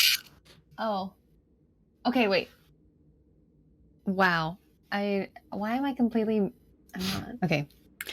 The goblin is the one that has you. Uh-huh. Why did I misunderstand that this whole time? I am going to turn my attention to this asshole. Hi, Loki. Sorry to be cussing in front of you. And I'm going to launch a firebolt at the sack goblin. Ooh, go ahead and roll a hit. Oh, 25 to hit. Do the thing, or can I not, Ryan? No, it has to be an area. Okay. Yeah, you hit then. Okay, cool. 13 points of fire damage. Okay, and then I'm gonna have Finley also attack 60 feet. That is 60 feet. Okay, Finley is going to roll to hit. Oh, 26 to hit.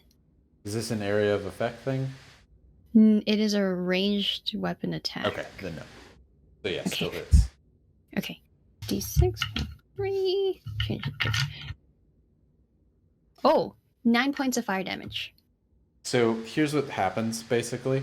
As you're also firebolting and there's this fire dog, you throw a ball of fire and you're like, go get him, boy! As it runs over, bites the ball of fire on the sack goblin as he's like, ah! Then he runs right back to you, to your side as you pet him, because he's a very good boy. Boy, good boy. I would like to clarify, it's a fire wolf. Oh, good boy. Still a He's good still boy. a good boy. Still the best boy, but not a dog.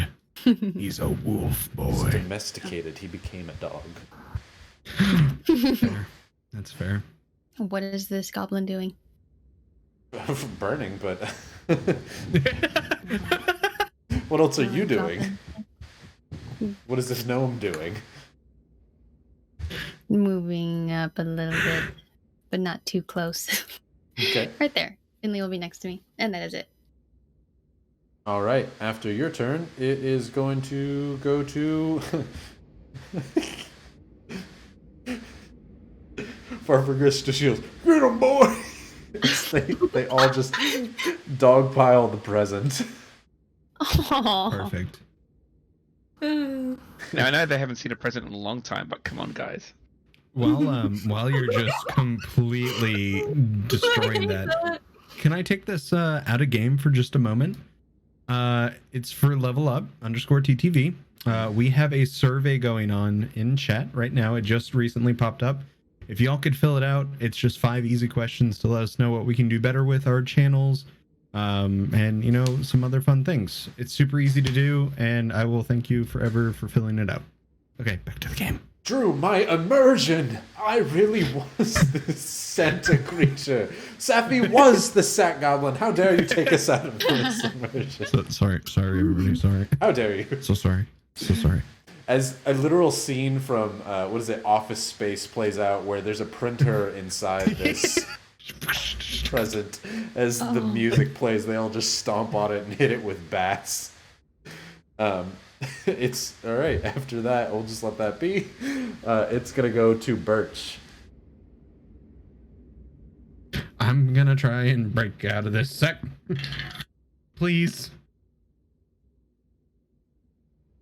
I couldn't tell if it was an 11 or a 17. It's a 17 plus 1. Once again, like the Ace Ventura out of the Rhino scene. Oh. Just jumping out of the goblin, just trying your best to get away from this horrible little creature. As I plop onto the ground, I cast Beautiful word choice, plop. I cast Cure Wounds on myself again at 2nd level. And I ask, why me? You were the closest again. All right, I heal 11. Back in the sack you go. Please Heal for don't. No. 11. Just enough to keep you alive to where you're not dead, so she will keep Yeah. attacking you. Why me? Finley, help. Birch, I at only the end have of your first turn, level it goes spells. to Token.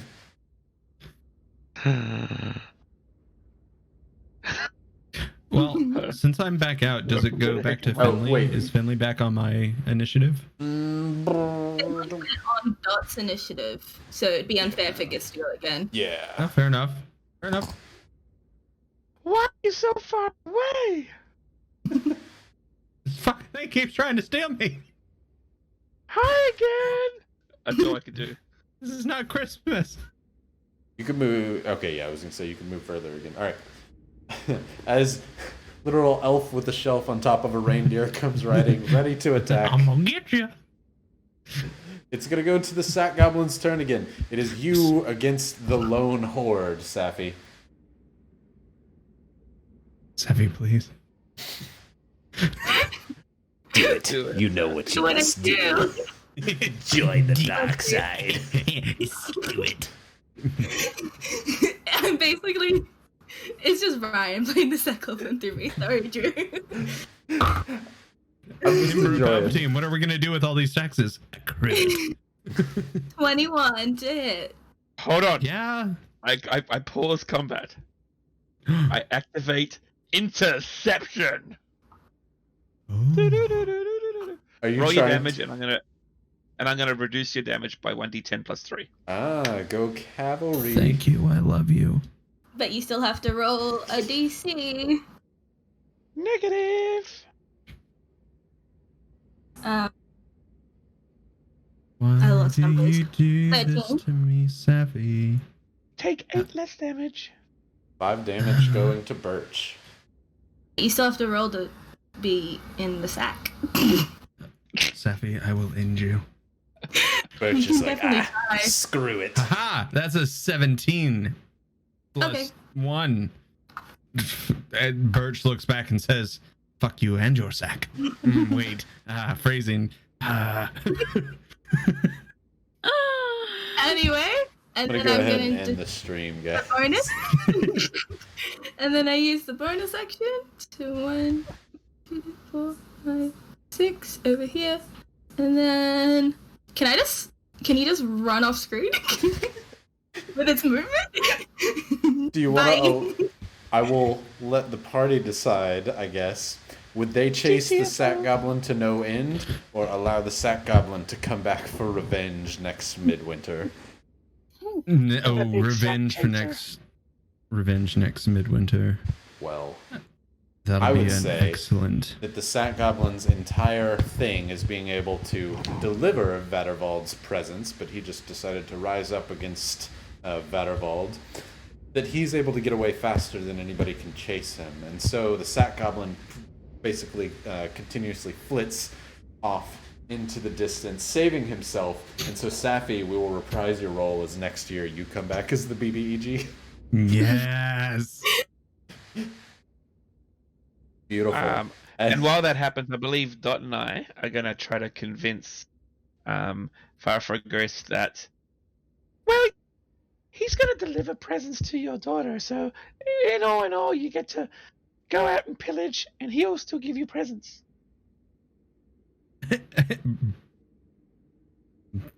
As Birch coughs up a fiery lung, Yep. Yep. Some blood comes out. you all stand across a battlefield, burning and stomped on presents, broken, destroyed toys, piles of snow with coal eyes and carrot noses sticking from the ground. Farfragress, hardly a bead of sweat on him. He truly is Old Jingle for the sound that his enemies' skulls make when he smacks them. Farfragress looks down at the battlefield, victorious with so many of his warriors still alive. Ugh. I can go let him go. We here were victorious. He's not delivering the presents though. I'm the new Master of Winter! As he screams out, the rest of his legions kind of join him before he comes over. And he embraces the party entirely. Elf on the Shelf's mount, Birch, Dot, and all in one massive group hug, almost squeezing your lungs out once again. Before he says, He drops his keg to the ground, fills up his tankard, and offers you all a drink from his personal keg of grog in a show of appreciation for what you've done. Do you take a drink? You're welcome. sure. Yes. You've already had a sip before, Elf on the Shelf. It's quite invigorating. It's mostly just so vile and disgusting that it kind of wakes you up in the morning. As you all kind of spit it out, and he kind of laughs. It's good grog, but I have grog for a friend of yours. He walks over to Ren's body and takes a look down and says, It's a shame. You think she was strong or weak? Very strong. Then he takes the keg and leans it on its corner, pops the cork off, and just sets it where Ren's jaw is basically holding it up like a keg stand. As the invigorating Christmas grog fills up Ren's body, and when he wants it to, this grog is a nice glass of hard Christmas cider. As Ren, you feel yourself come back to life before. It feels like you're drowning as you spit out all the rest of the grog that's shoved down your throat. Oh, you're trying to waterboard me and bring me back to life. Feels like fun. He slaps you on the back, causing you to kind of Grow up a little bit more. He's like, I said you were strong. I believe you. Because I'm a good master of winter. We are changing Midwinter for the better. Thanks. Doc, can we go home? Go home? What you mean? Your party's just started. We got toys to deliver. Grab a little wood thing. Let's get going. Wait, you said you were gonna make the toys? Not this year. They's already made. We brought the meats, but I'm gonna get going. I'm gonna start delivering the toys. It might take me a bit longer than the other ones. Probably a year-long job. But just bring them over here. I'm gonna call you Arby's. He's got the Because meats. you've got the meats. Oh my god. Hate that. Oh my god. With that, is anybody actively helping grab the toys, or what's everybody doing? Yeah. Yeah. Oh, boy. Me and Dad are on the same page. Yeah. Yes. Okay, if anybody is, you can all roll me an investigation check.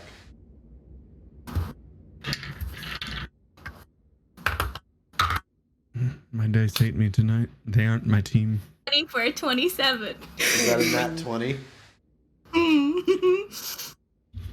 Right, so, being that you had the highest number, Savvy, as it's fitting that you died, you go over to Vattervald and kick the snow out from where he was, just in anger. When you do so, this kind of pure white magical snow just kind of flies off in a puff of wind. But you see below you a silver quill that once was in the snow with a bright red phoenix feather attached to the metal. As you look up, you observe the feather. As you might, you don't really see a spot to dip ink into it. It's odd, but it definitely is a quill.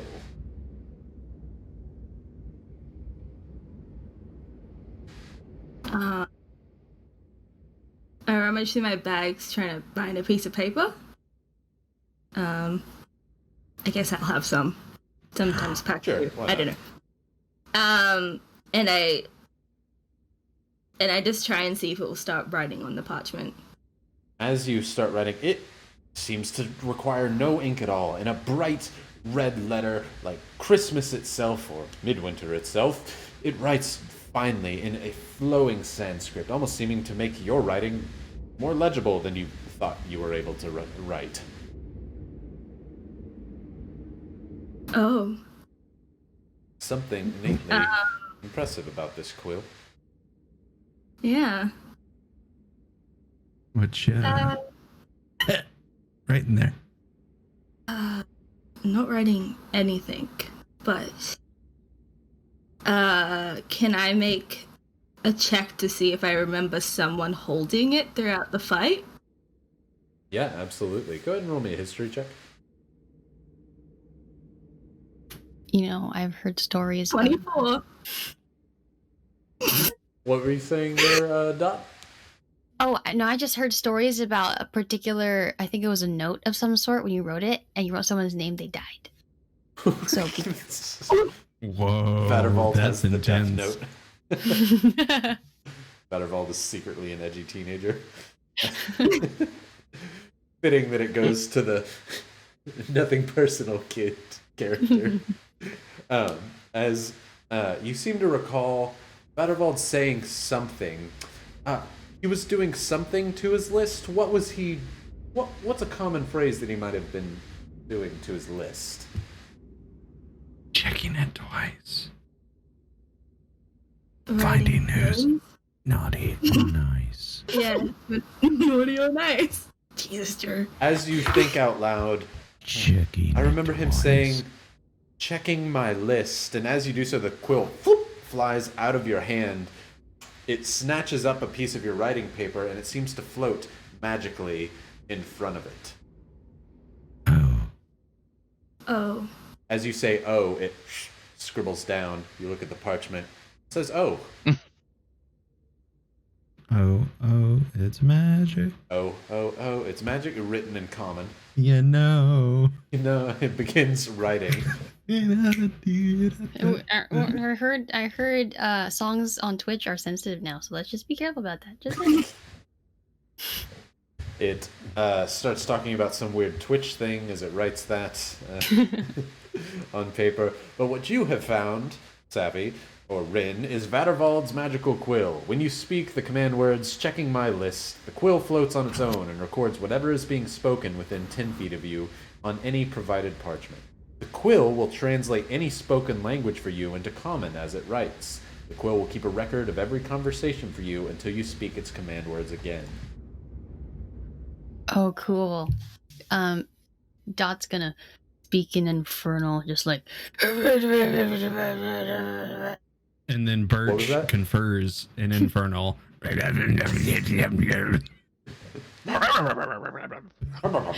Do we all speak Infernal? Because that would be beautiful. That's why we were truly on the naughty list. Because we're all demons. As you've picked up the quill, Farfagris has loaded the last of the toys that you were all helping him gather. He says, "Thank you for helping me defeat this old curmudgeon.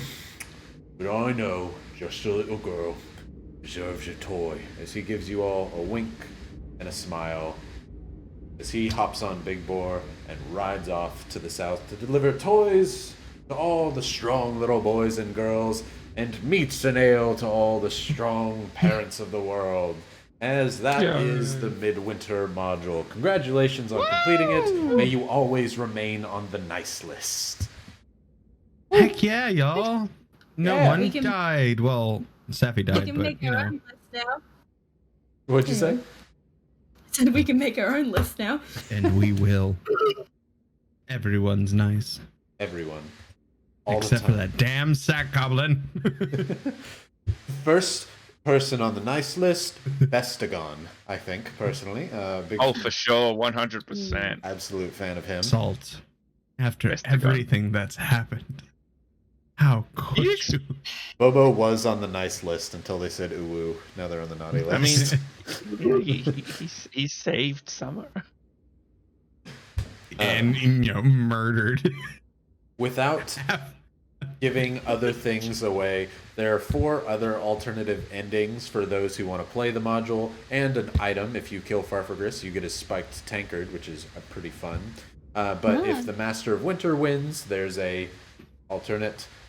If you all help him, I won't spoil what happens. You can read it yourself or play it yourself. But then there's also an ending for if you all lose, with the Master of Winter winning, the Prideful Chieftain winning, or there's even one for the Sack Goblin being victorious. Go Sack Goblin. Go Sack Goblin. I So hate that name. he's Sorry. supposed to be a fun little fella, but I Just can't play. There cannot be a name the Sack Goblin with this group in any way, shape, or form. You know what? Since it's a season of giving and it's the last episode for the year, hey Drew, how quickly can you put together a exclamation LUD? Pretty quick. Awesome. It took me 2 seconds to realize what you I'm were talking gonna about. give away 2 snowmen. Shoo. dice. For coming to the show with us and to enjoy our holiday episode. Enjoying, enduring, whatever you want to call it. Snowmate Putting up with our puns dice. and Yeah. Snowmate Zach dice. Snowmate dice. Didn't I have a snowmate dice? I had one. I'll just make a new one.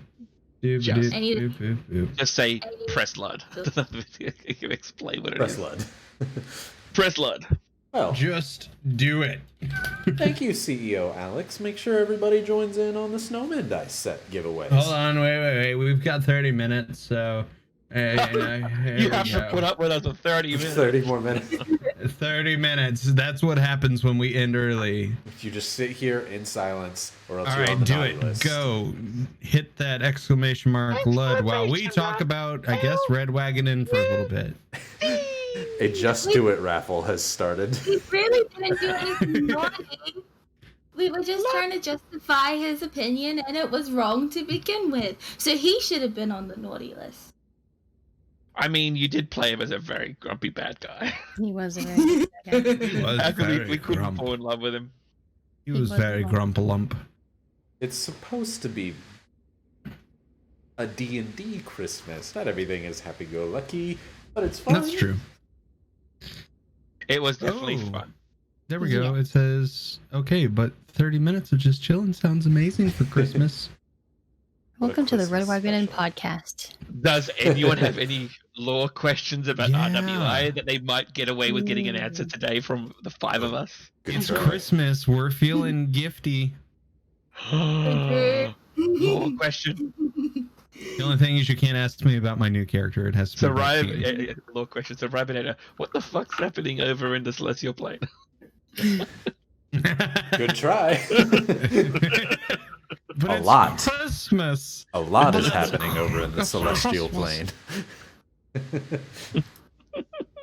I can happily give out pieces of lore if that's what people want for Christmas, as long as it's not too revealing to the major plot line. Yeah. Ooh. What the Ooh, we heck have a few is questions Gideon? already. Is the first question. Well, Oh wait, here I'll read them out as Yeah. they start for you. I got you. Highlight your question. Agent- Highlight your questions if you want them. All right, Agent Lady Ryan. The Hawkeye asked first. first. Yeah. Yes, Ryan. The first question is, what would each of your characters want to get as a midwinter gift? I would say answer it in your Red Wagon Inn character, and then I would say Safi answer it as Blossom. Oh.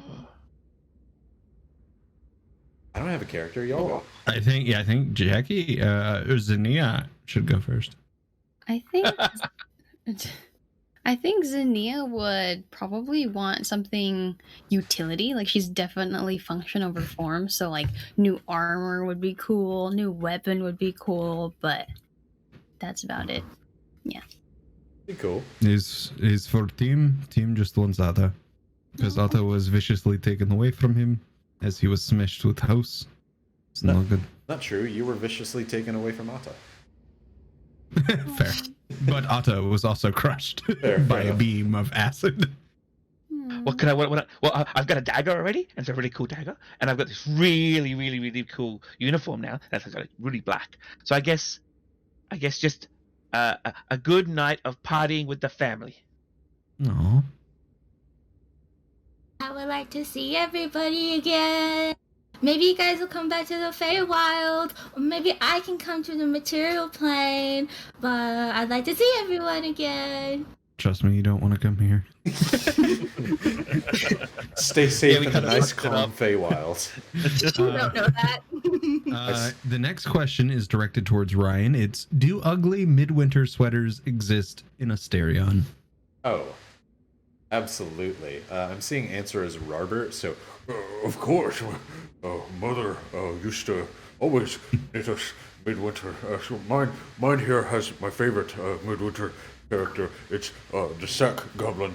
He helps deliver all of the toys. It's basically the whole thing's purple with just one big goblin on it in a great big green sack. It's great. It jingles. It jingles. Beautiful. The next question is actually, I've seen it twice now, but I don't know if it's fair to answer. without that cast member here. What the heck is Gideon? I can answer, as he's no dead. So, because I saw another question that could kind of tie into that one. It said, "What is Gideon, and are Gideon and team legit gone?" So yeah, they're legitimately gone. They are dead. That happened. There's consequences when you kick a god in the nards and then insult him and then do it again, and things happen. But yeah, so those characters are dead. Gideon's just a dude. Gideon's just a dude who likes learning and wanted to learn about time and the time scar. Was Gideon alone in his head? He did something to another character. Leave it at that. Before I ask the next question, there are 44 people in chat. There are 21 people who have entered the giveaway. If you want to win these Snowmate dice, do it. ! Lud. I'm gonna do it. Yeah, go on. You know what? Cast members count. Do it. Yay, it's Christmas! Christmas! I don't know Actually, I just snowman dice. I want to. Okay, the next question all of us can answer. Yeah, I know. Level up dice. I can't win because I'm not in my own Twitch. Anyways, the next question can be answered by anyone on cast, as we all make dice. What resin is best to use in dice making? Epoxy. There we go. That's the answer. UV. Oh, get out of here, Alex. What's wrong with you? Wait, no, I have successfully made a UV one. They just suck. Thank you. Like- You can make them. They're just poop. They don't make the clickety sack. I saw this once on a YouTube channel, and he made the dice.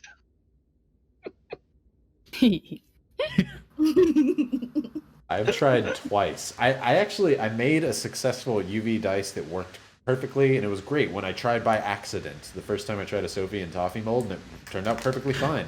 And then every other time I've tried to make a UV die, it's come out like all sorts of sticky and goopy, and it just sucks. And I hate it. The reason I hate it is because it's bad. Also, UV is stupidly expensive for what it really is. It's usually for smaller crafts. So Like much smaller crafts. for much smaller, or if you want something done really fast. It's not for dice because also the longevity of them isn't as great because UV is way softer than epoxy. So it's also going to get damaged really fast. And it doesn't make a satisfying sound. Just saying. It's bad, as we said. Yeah. Don't use UV, guys. The next what we're question is from Plays at Dice. Is there a Blue Wagon Inn? There Jamie, once if was. Uh-oh. So the Red Wagon Inn came in as it was actually my character Grug Tugalug, who is an orc monk who has basically the same voice as Robert, but he's a cook and all about meat and cheese. He wanted to settle down, make a life for himself, and he started the Red Wagon Inn, and another character of mine turned it into the Adventurers Guild. And right across the street, somebody tried to create across the street from the flagship Red Wagon Inn. The DM that I had at the time had tried to create a competing business from a guy who hated Grug. So Grug went over there and very politely asked him to shut his business down, as that was rude, or at least name it something different. And so the man flicked me in the nose, and so I punched him in the nose. I'm stronger than I thought I was. His nose bone went into his brain. He doesn't exist anymore. It was completely by accident. But there is no more Blue Wagon Inn. I was deemed innocent in the law. He started it. He technically hit me first. But you don't hit an orc. Why would you hit an orc like that? Especially in such an insulting manner. Yeah. There's no more Blue Wagon Inn. Perfect. There once Which was. brings it to not a question, but a response from Les La Bloodkith. And I want to thank you all for a very fun night before my surgery, going to be what helps me make it go so smoothly. Aw. Good luck in your surgery. I'm sure it'll be amazing tomorrow. Good luck. You got this. The next one is from someone very important, Rybo Mom. Safi needs a strawberry dress like everyone else. Blossom's gonna get to the material plane to get a strawberry dress. Yes. The next highlighted one is from Blue Moon. Ryan, why do you kill people off while I'm gone? I didn't want you to have to bear the hardship, Blue Moon. No, I did it for you, really. Everyone thank Blue Moon. The next one kind of ties into that. My question is, what the fuck did you do, Rybo, the last few weeks? Everyone's dead. What do you mean, what did I do? They insulted a god, kicked him right in the gonards, and then insulted him again. I didn't do anything. The players made their choices, and they had fun with it. This question's actually for me. How did Team first get Ada? Was he a gift, or did he adopt him as a puppy? I would like to think that each of the main guards got their own, and they got to choose which one they picked, as the flying jackals were a species that existed back when Team was first alive, and Team chose Ada out of all of them, and then named him Ata. Yeah. Beautiful. Yeah. Next one's from Think Creative. If your character was a road sign, like a stop sign, yield sign, etc., which one would they be and why? Oh, probably rocks falling or slippery ahead. Mine was going to be rocks falling. You can have rocks falling, I'll have slippery ahead. Roadworks ahead. I sure hope it does. My wife hates that. I do that every time we see the sign. I love it so much. I love how the wheels don't make sense on the Right.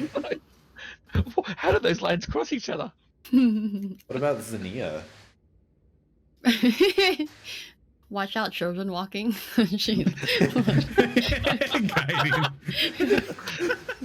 Demon children. I mean, what? Slow children ahead.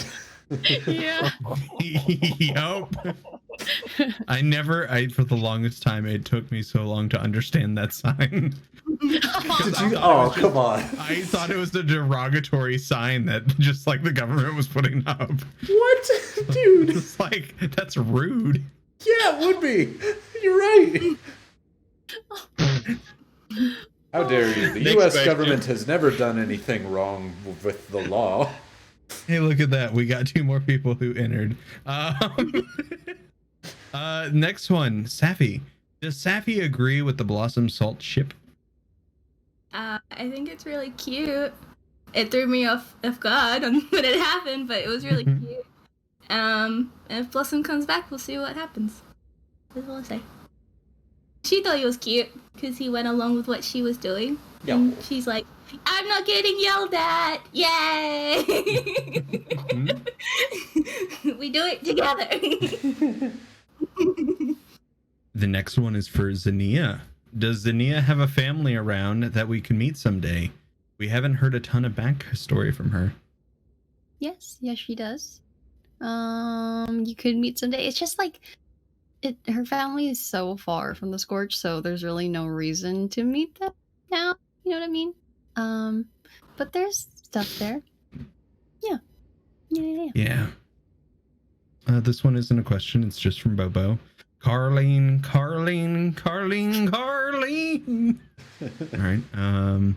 Stronghurst said Grug. Woot.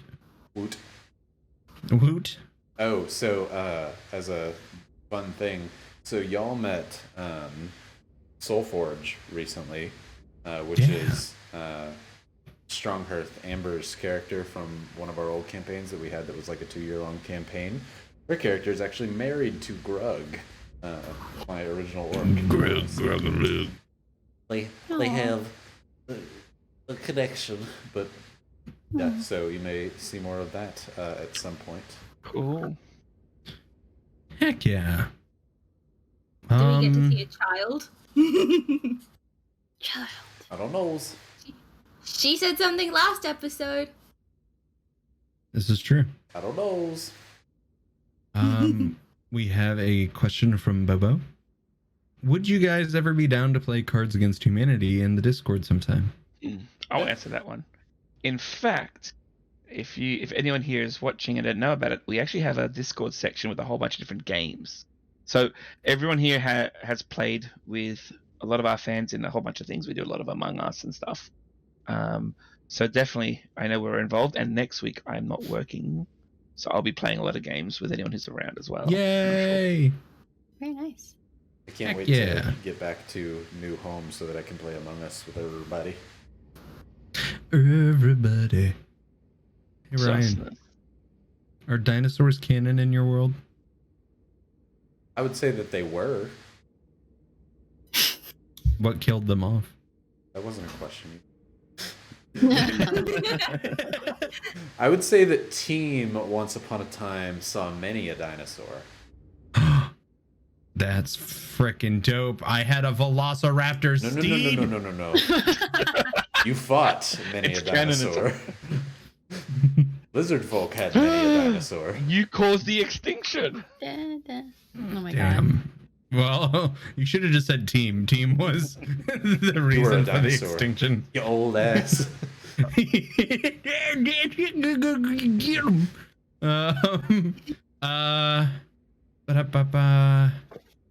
From Blue Moon. Well, now I find out years later offhand when I miss question on how. I'm not sure. I don't When I know. miss Keat question on how. Oh, I almost missed one from Rybo Mom because she didn't highlight, but I won't hold that against you because you're Rybo Mom. What is each of your real favorite Christmas holiday traditions? Halloween. Fair. I do look forward to Halloween a lot. I mean, Safi's and our answers are going to be completely weird to your answers. You know, like having a Barbie on the beach. That sounds awesome. You'd I hate freeze. the beach. I live in South Like Carolina. Christmas wearing shorts and a 115 t-shirt. degrees. We do something with my Probably. family, which is super fun on Christmas. We do fondue. We spend like the whole day making just a bunch of different fondue things, and we set up a big oil pot and a cheese pot and like a chocolate pot, and so we just sit around for a few hours eating fondue and hanging out and stuff. So it's fun. Aw. We used to have a fondue place here in Charleston. It was called Fondue Liors, and it was wonderful, except it got shut down because it was apparently run by the mob. The mob still exists? Okay. Yep. At least here in Charleston it did, and they owned a fondue place with actually really good fondue stuff. Interesting. Look, They knew I what they were gotta say, doing. the mob knows what they're doing as far as cooking. They used to have the best Italian restaurants. That's true. That's true. That's true. My favorite holiday tradition, I think, is that my mom makes this really good Filipino dish. It's called sago, which is kind of like boba balls, but tapioca in brown sugar water. I know that sounds like what, but then it's just it's so rich and not rich, just sweet and syrupy. And we only make it on holidays and stuff, and that reminds me of the holidays. So, yeah. Yeah. That sounds very similar to like, isn't there an Indian dish that's basically like brown sugar and rose water kind of things? I don't know the name of it, but it sounds comparable. It's really so good. So I'm not really familiar with Indian food because they use a lot of peanuts, and I'm allergic to peanuts, so I don't really. That would delve make into sense then. Yeah. You can't have Reese's? Oh, Never you poor have. child. Well, you know what? I've never had it, so there's nothing to miss. You know what I mean? No, you're missing out. No, it's not. No. You don't want to die. You don't want to die. Leave her alone, Drew. On your deathbed, you gotta have a plate of chicken tikka masala and just be like, that was pretty good. I would have to say for my Christmas tradition, it would be letting the dogs open up their gifts. I think that's one of my favorite things because we wrap our dogs' gifts and then give them to them, and they'll rip them open and get them really excited for Loki. I bought him 15 tennis balls, and he goes through them in like 30 minutes. So, like, he'll rip them in half. It's incredible. So, he'll be done with that on Christmas Day. This question's for Salt. How did Salt and Summer end up with the circus in the beginning?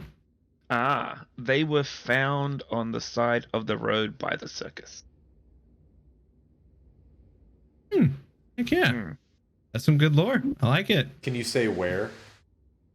Salt? You know what? I think the answer is yes, but I can't remember the region on the map right now, but I know it was like north west up past the time square and everything else. You had a region up there. I can't remember what it was called. We talked about it 20 weeks ago. I thought it was the Scorch. Yeah, it was the Scorch. No. We weren't in the Scorch originally when we were found. We got to Scorch as the last part of the. We've been in the circus for like years. Oh, I remember on Lawforge it was like you guys were picked up in the Scorch, but then you guys were taken up way up north, and then you spent your whole lives up there.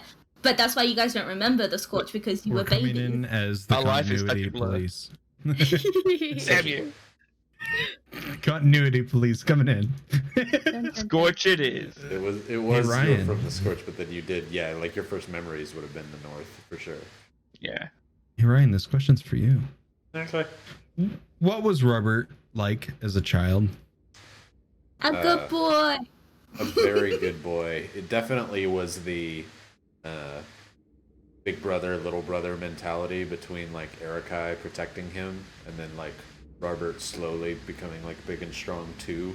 But Erikai protected him like it was out in the streets of the Scorch and basically prevented him from having to like beg for money or anything. And then once he found Chat and the God of Whispers, things started going very, very well for him. But he wanted for a lot, but never went hungry because of his brother. Aww. That's adorable. Now, Ryan, hard-hitting question from Blue Moon. What killed off the dinosaurs, Rybo? I can tell you, but Drew, you're going to be mad at Team instead. That would be... I've given people warning that Team was no angel in his first life. Team was a bad, bad person. Qatar, Team's king. The sun, the praise of the Sun King, was fighting many rulers of the lizard folk, and the lizard folks, I mean, they're reptilian. They've got good beef with the dinosaurs, where y'all have good beef with the dragons. So they killed a lot of dragons. You guys killed a lot of dinosaurs. It was genocide on both sides. Yeah. Yeah. He's a good boy. Not seeing too many. Oh wait, no. Well, then let's give some dice away. All right. Yeah, Oh, we're wait, at there were 31. quite a few at the... What if? Hold on. Well, I'm gonna go into it as well. Okay. There were Yeah, win your own dice. 3 more questions. Or Yeah, at there's least 2 3 more more. We questions. can knock those Well, out. here, let me close these entries and then do one more because we have one more giveaway. Okay. Okay. Oh no, just use the same giveaway. You can just pull it more than once. yeah. Oh, okay. Then yeah, answer your 3 or ask your questions. Jackie, Jim. hit us with them. No more questions. Oh, no more. Oh, sorry. So Think Oh, yeah. Creative did put this in. Okay, so if your character was a scented candle, what scent would they be? Sweat. Oh God. Salt. Salt. Sea salt would actually smell pretty nice. Probably like berries and like sandalwood or something. I think Zinnia's would kind of smell like the forest. The forest, I would say, just to remind her of her hometown.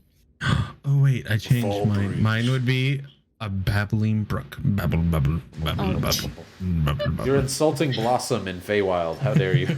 Oh. Babble, babble, babble. Yeah. Actually, she doesn't understand Sylvan. It's fine. Plays a dice. Will there ever be a body swap / character swap episode, please? Jamie, you mastermind. Totally. Go So fight a afraid to have to lich. play salt. Let's make it happen. The That would party be came fun. dangerously close to fighting a lich, I will say. Huh? You didn't even know what you did. I think I do know. Mm-hmm. Was that the creepy Those place eggs. in? No. North of... Yeah. Yeah, the white, the white. Oh. The white In the carrier cliff. of stone. Yeah. The rock. Yeah. Hey guys, I you want just need you to out know where we we're wouldn't going? have gone that way. Dude, give me 3 episodes of taking you through the Crypt of Rova. Y'all thought I was any sort of a mean DM before. What? So being a good DM right now, let's give away some snowmates. Let's do. All right, this is literally your last chance. There's 33 people that have entered. There's 56 people in chat. If you have not entered, do it now! ! Lud. That's Do 23 potential people could win. Yeah, I know. And Oh, we're it's getting gonna rated rain. with 110 Holy crap. people, so you better get in your entries. Oh no! Oh my god, Raid, you're about to get free stuff. If everyone. Yeah. Gee. Right. See, you Okay. should have jumped in on it earlier. Aha. All right, Raid. So anyone who follows us right now and does ! Lud Exclamation got a mark Lud. chance to go into winning a set of the snowmates. You can win a set of cool aluminum dice that Come look like and get snowmen. free stuff. They were also really fun to Exclamation mark design. Lud. Let's do it. Let's do it, Raiders. Come on, exclamation mark Lud. I want all of you. Get some Lud. Blood. Make sure you follow Dude, first. I want to Otherwise join you'll get raids lost. that just get free stuff. That's my new goal. All the 56 people are like, yep. Yeah, that's what happens. That's all right. You know what? I'll make it 4. Ooh, Look at the 4 people are CEO gonna throwing win. money around. I love it. CEO. It's like it's holiday season. Why the hell not? Right? Make sure you're following And us. An exclamation mark if Lud. any of the cast win one, because we did put one in, that'll be an extra one for someone else. We I wanna better win. So potentially that could be Wing. 9. All right. All right. Got to pull it? All right. I think so. 20 more seconds. Get your hashtag, your exclamation mark Lud in. I'm calling All it right, like Come on, Jakey did. exclamation mark Lud. Make sure you're following. Try to Yeah, call follow it like Jamie. Jakey. I will win this. I think There. Said it's me. I win. my camera does not like them today. Do you want to tell the people a little bit more about what they are? They're a set of 3 6-sided dice, or D6s as we call them, in different sizes. We got a 10 mil, a 16 mil, and a 20 mil. And on the 6 side, there is a cute little snowmate, because of course we're from Australia, so it's all mates. And on the other side, there's a really nice ice glyphic. They were That's- really fun to design. And Safi is the lead designer on this set, right next to me here. Heck yeah. So, All right, make sure let's get you some free stuff followed and exclamation mark Lud. Literally 10 more seconds. 10, So you can win 9, some dice. Or 8, D6s as we call them. 7, 6, 5, 4, 3, 2, 1. Okay, I'm closing. All right, let's do it. Picking a winner. Alex. Why did you win her? Not rigged at all. Picking a winner. Deku Lily. Lily! Hey! Congrats! Congrats! Picking a winner. Bobo. Hey, Bobo. Congrats! Congrats, Dekulili and Bobo. Holy Romulus. Holy Romulus. Congrats. Holy Romulus. So we've got one more, right, Alex? No, we've got 2 more because one of the cast, Alright. which is me, won. Oh, but that's been 3 besides you already. Yeah, I said 4. Yeah. Yeah, so one more. Beats. No, so we got- Bit of it. Oh, I see what you mean, yes. B8SBT. Bates. Do one more, Drew. Okay, one One more. One more. Snap Snap Kraken. Kraken. Dude. All right, for those who won, make sure you email us so we can send you things. If you don't email us, we don't know who you are. Yes, you should have received a private message from the bot. Correct. Awesome. Thank Congrats, you, everyone, everybody. for what a great year. Merry it's been for Red Wagon Inn. Festivus. Yeah, Thank you so much for joining the Red Wagon Inn for 2020. Screw 2020. We'll see you all in 2021. A much better year Heck that we yeah. will make a better year. We will start with the new season, not in the first week of January, but January I think 5th. the actual first one is January 5th. Yeah, you know, January 5th. I So schedule things. come back on January 5th. We should hopefully, I'll be in a new place, maybe less echoey. I don't know. We'll see from there. Maybe a little bit past that, but We'll see you on January 5th, back for season 2 of the Red Wagon Inn, continuing with the same characters, except for, the 2 that died, but that's whatever. See you then. Yeah. Thanks, everybody. Thank you for joining Bye. Sappy tonight. Love It's a you. joy to have you as always. Bye. Happy See you holidays. next year. See you next year. Merry Christmas, happy Be safe. holidays. Bye. Woohoo, Rafe, Twitchy Boogaloo.